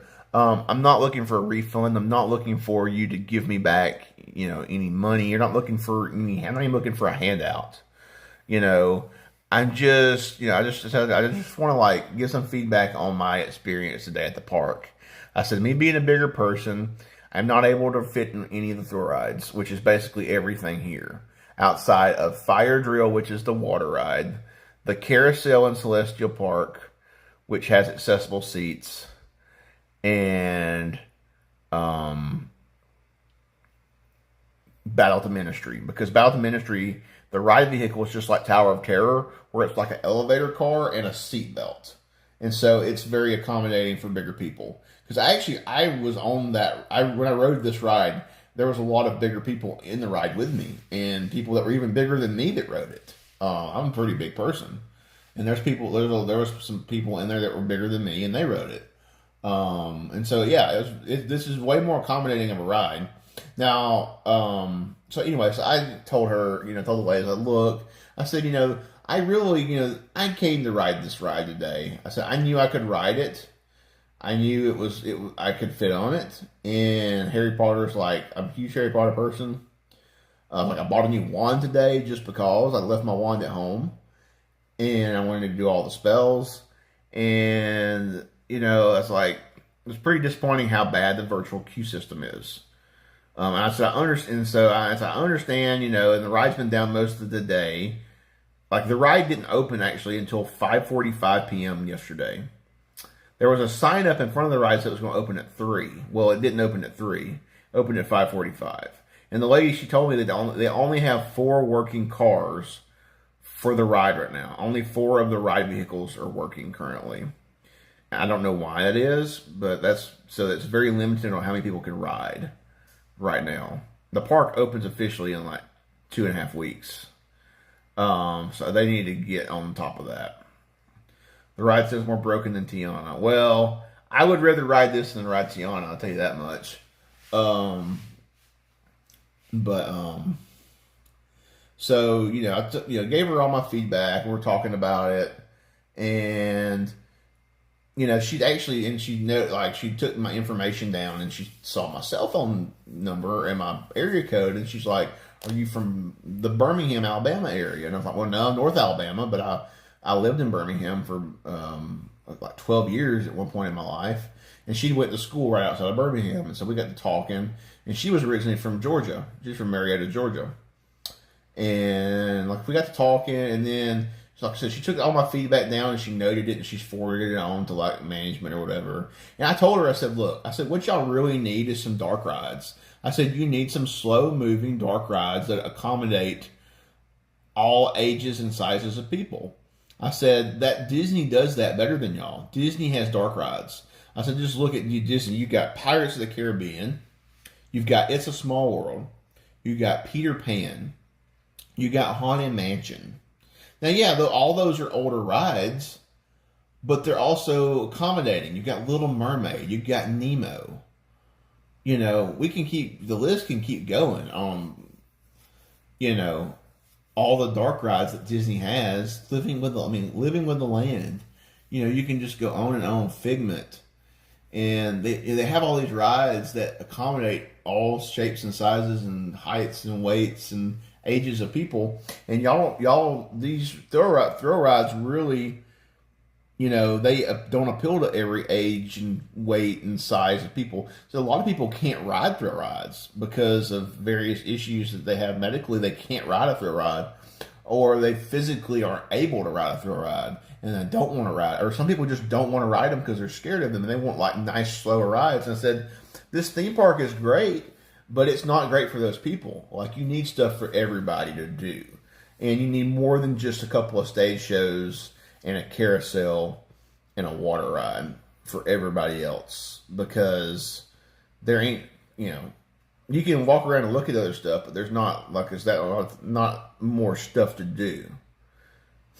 There's only so much you can walk around and look at and listen to the music and look in the stores. You can only do that for so long. And if you're paying to do that, you're spending a lot of money to not do a lot, And I told her all this, and she made some phone call. She made a phone call to the attraction, and then she printed me off a ticket, and she gave me a ticket to go ride Battle of the Ministry.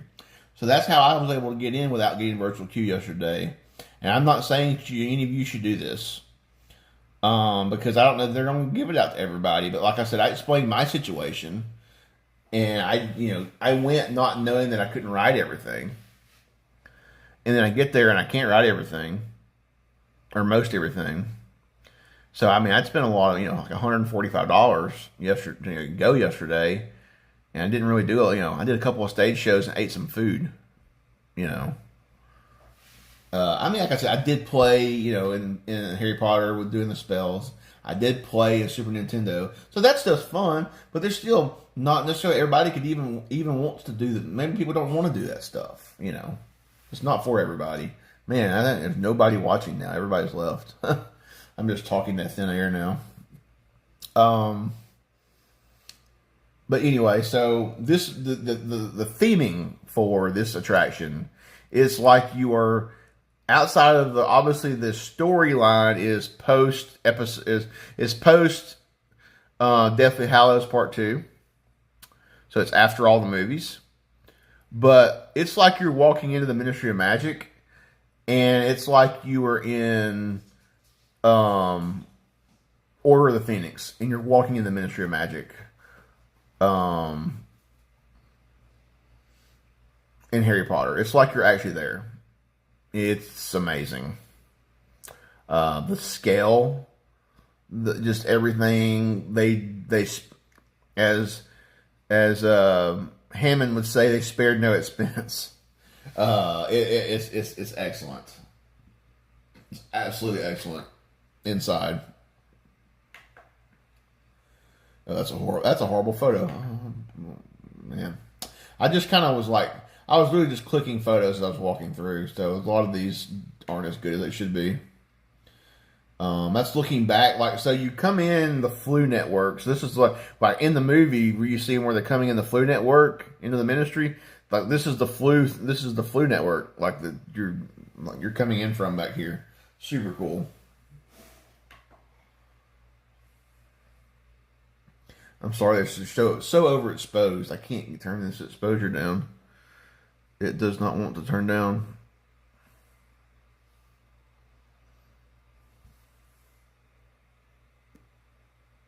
Ah, here we go. 1 step decrease on the exposure.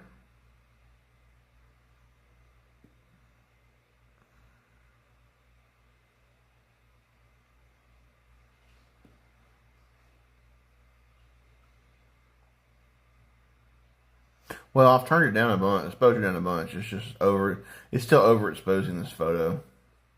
I tried. I turned the exposure way down. Let's try it one more time.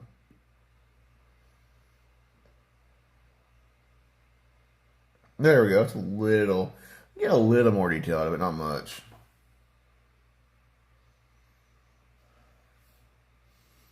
So now you remember in Harry Potter, if you've seen Harry Potter movies, where you're walking into where the elevators are. So you're walking back to where the elevators are back here when you're walking through the queue. This was so cool, seeing all this, and of course all the pictures of the people's portraits. They all move, and the portraits move and talk. The pictures move just like in Harry Potter. I mean, the theming is next level. No, Matt, they don't have. So Universal has that Seussland, like people mover type attraction, like slow moving attraction. I don't know what you want to call it. You've got the Kong ride, which is, I think it's just a seatbelt. And then you've got Fast and Furious. I think it's a seatbelt. I mean, you've got those. Then you've got all those like motion simulator 3D rides that Universal does. But if you get motion sick, you can't ride any of those things. Or 3D makes you sick, you can't ride any of those things. So yeah, Universal just, you know, when they got rid of Jaws and the backlot tour and all that stuff, you know, to make way for all the new things. Well, they didn't.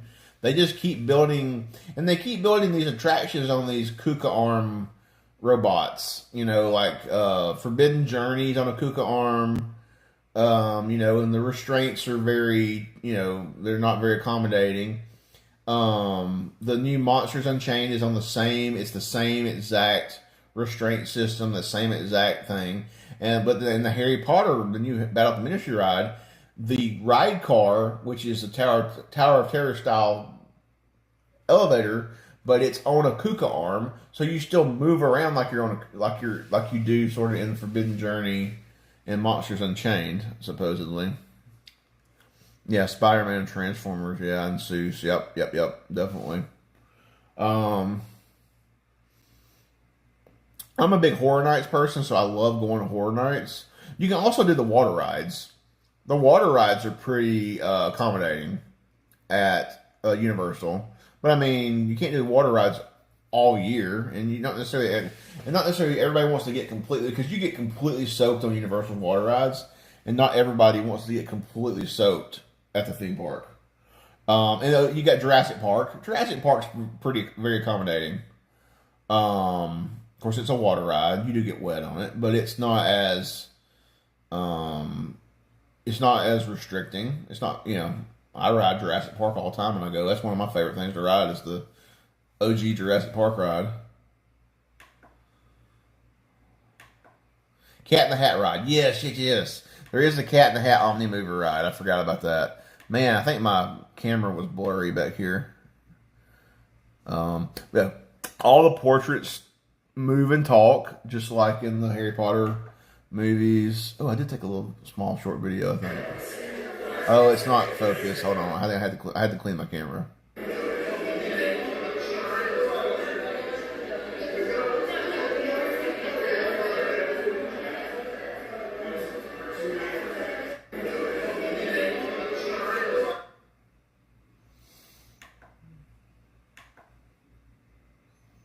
There's this little like robot vacuum cleaner thing of a bobber in the queue. It was kind of cool looking.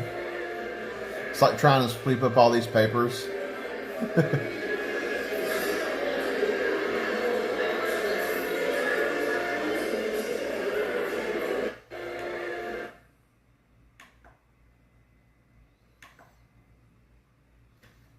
This is like one of the section where the oars are supposed to be, and where they were like, this is right outside the load area. So it's like right around the corner from here is where we loaded onto the attraction.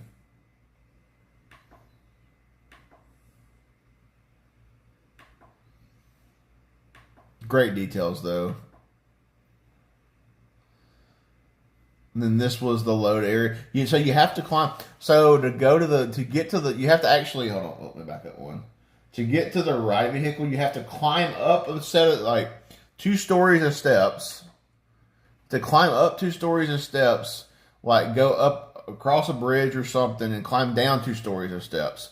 But if you can't climb the steps or go up and down the steps, they have elevators, but you have to take 2 sets of elevators. You take a set of elevators up, you go down a hallway, you take another set of elevators down, and then you come out here in the load and unload areas here. And this is like this was a cool little thing. It's like the elevator network. So it tells you where the elevator goes all throughout the Ministry of Magic and all the different departments up and down on the side of that, which was pretty cool. And actually in the ride, I didn't take anything, video or pictures in the ride vehicle, but there's one of these things on like it's turned sideways on top of the ride vehicle, and you see the light changing depending on what area of the Ministry of Magic you're in when you're on the attraction, which I thought was a really cool little touch. I kind of took some quick photos just to kind of show you all the little different sections of this that show you what's like all the different departments in the ministry.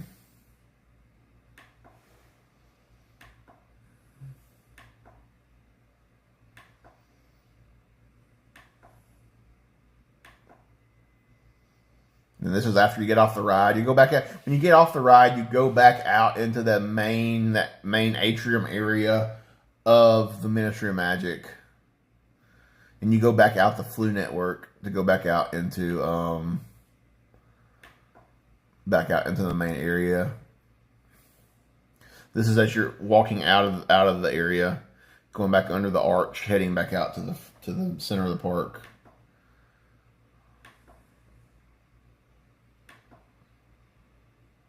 So I went into Dark Universe as it was getting dark. That way it was going to be like kind of creepier. That's kind of what I wanted to do that. So I had been in earlier just to like go to the test seats for the rides, which of course I couldn't fit.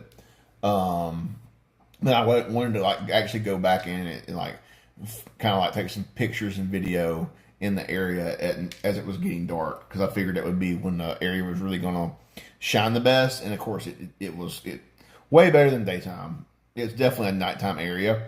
The bad part was it was already almost 8 o'clock at this point. It's getting dark, and the park closed at 9. So, you know, as you go in the middle of the summer, like you go during the summer, like the middle of the year, when the days are the longest, you're not going to get hardly any time in this area during dark.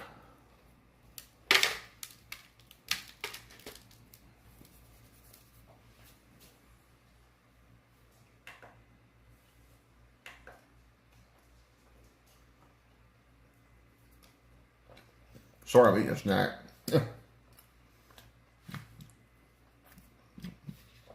So here's, Dartmoor. It says Dartmoor right here. Dartmoor is the area. The monsters area. It's called, the town's called Dartmoor. This was a cool sign. I thought this sign was really cool. Dr. Septimus Pretorius, scientific oddities for sale. And this was a gift shop. They had all kind of things in here. It's really neat. Of course, I took a video of this, but you aren't able to see it. But this was all like the needle was moving. It's making all kind of noises and things were moving. It was really neat. The theming, well done theming. Once again, theming in the area was spot on.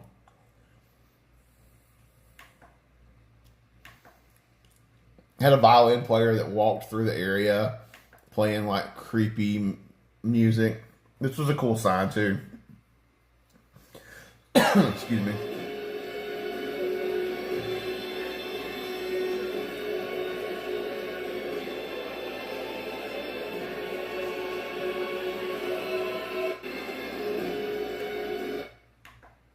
It's all gonna be vertical videos. So there's a windmill in the back and they have a tavern under called Burning Blade Tavern. So I went inside and took a few photos real quick. Had monster heads on the wall. This is like where the monster hunters hang out. This is super cool.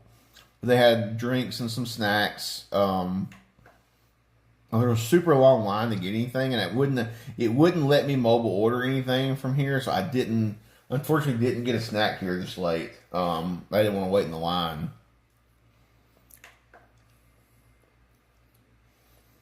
Really neat though, really neat area.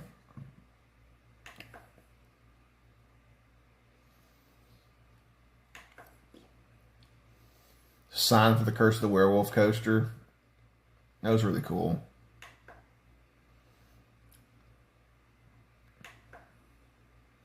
Shot of the Grand Helios at night. The fountain's still drained. The guy's still working on was over here to the left of the photo, still working on that thing. But yeah, the hotel that's super cool at night. And then you've got back here, this is the Chinese restaurant. I can't think of the name off the top of my head. It wasn't open yet during the previews. It's not open right now. It's one of only 2 table service restaurants in the park. Both table service restaurants are in Celestial Park. You have this one, which I can't think of the name of this one. And then you have the Atlantic, which was the other one over by the fountains on the other side of the park. Those are the only 2 actual sit-down table service restaurants. But Universal's quick services are technically a version of table service, because you like while it's quick service, you get your food quickly. You can order at your tables with a QR code through the Universal app. And they bring you your food to your table, so you don't have to go pick it up at the counter. And they clean your table off, so you don't have to go throw it away when you're done. So you don't have to get it, and you don't have to clean up after yourself when you're finished. Of course, don't leave a mess or nothing crazy or nothing, but it was really nice out of the way they have done their table service. I mean, excuse me, the way they've done their quick service restaurants, to where you can, where you don't have to like go away to the counter for your food, or like when your number's called, you got to go stand in a line to wait for your food. You can just go sit at the table, get comfortable, cool off, and by the time you're comfortable, here comes your food out. It's great. I mean, I think they've done a really good job with this there.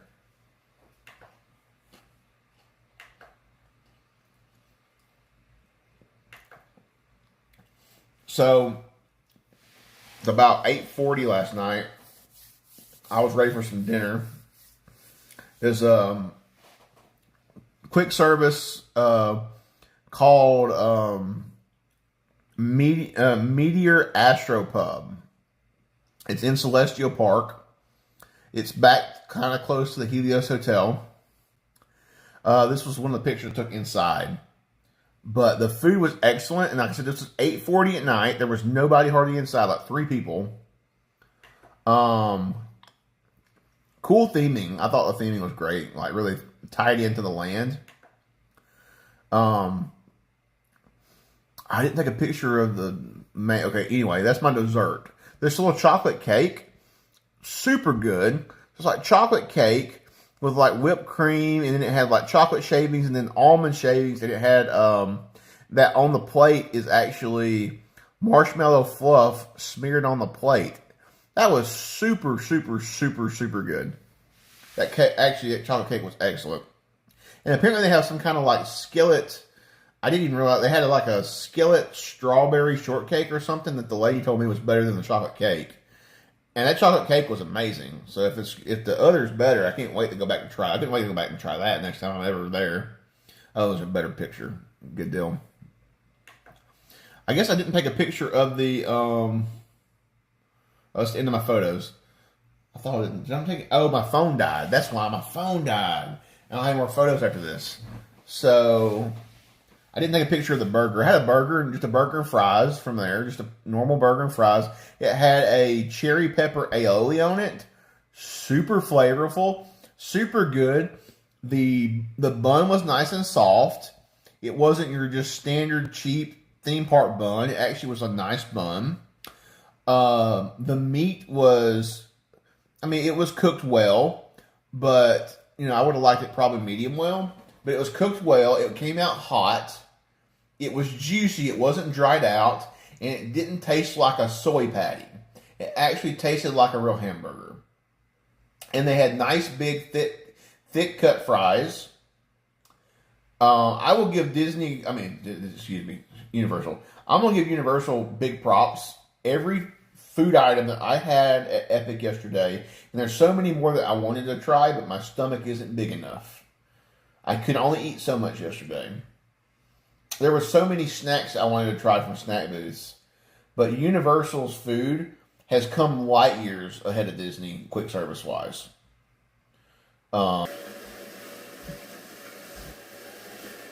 There we go. My app had froze. Okay. Anyway, all right. Well, my app is freezing up. I think because my phone's getting too hot.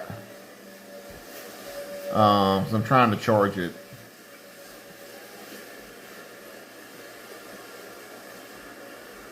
Anywho, all right. So, final thoughts. Epic. Oh yeah, and a few other little thoughts I'll throw in. There's not a lot of shade. All the trees are very small.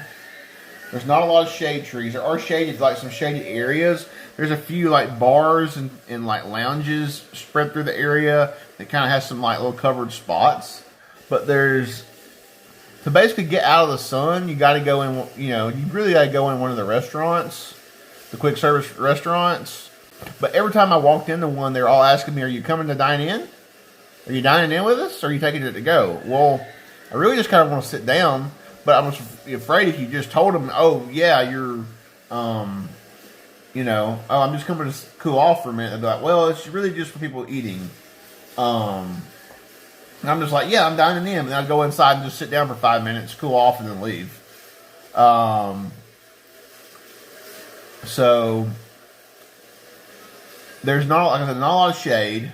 There are some areas with, like, a few areas with umbrellas around the edges, around some of these buildings. I didn't, but a lot of them are tied to, like, the little quick services and restaurants around the edges, which there's quite a few quick service, like, restaurants in the Celestial Park area too.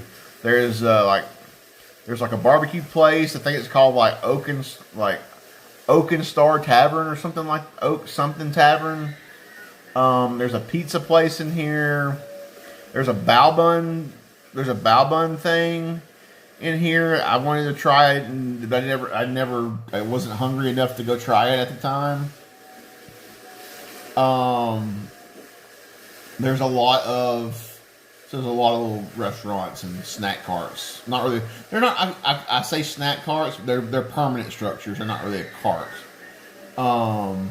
There's an ice cream thing in here. There's like there's actually 2 Starbucks. If you're into Starbucks, I don't like Starbucks. I don't really care. I don't do coffee. But yeah, they need some more shade. Also, the park doesn't flow because you have to come out the lands the way you go in the lands. So like at Disney, you can rotate through the different lands. Like you can make a circle around the outside of the park without having to come back through the hub. At Epic, you have to come back into the hub to go to the other lands. Every single one. So you basically make circles in the land, but you have to come back out into the main hub area, Celestial Park, to go to the other lands. You can't like walk from one land to another. So that's another thing, like how to get in and out of the lands. Kind of is you do a lot of extra walking. I mean, I walked like between 20 and 30,000 steps yesterday, just at this park. And it doesn't. Somebody said it. I heard somewhere. Somebody was like, "Oh, it's as big as Epcot." Nah, Epcot's bigger. Epcot's much bigger.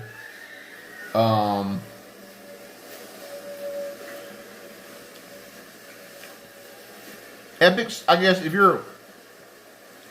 you're like a lover of thrill rides, Epic is for you. If you're a bigger person, Epic's not for you. Unless you just want to go enjoy the ambiance, the stage shows, play the games, do the wand stuff, and ride a water ride and a carousel. I mean, now if you're smaller than me, you might can fit on more things than I fit on. I don't know. I don't know how everybody's body size is. I'm gonna have to seriously lose some weight to go back and ride anything else. So that's like I'm not going back to Epic until I lose some weight. It'll be a while for me to go back. Did I enjoy Epic though? Yes. I enjoyed Epic. The original music in Celestial Park, I could sit and listen to all day.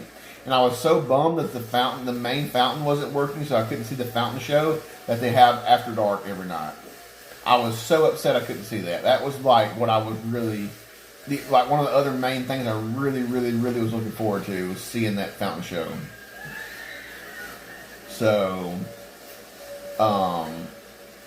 yeah. Is it bigger than MK?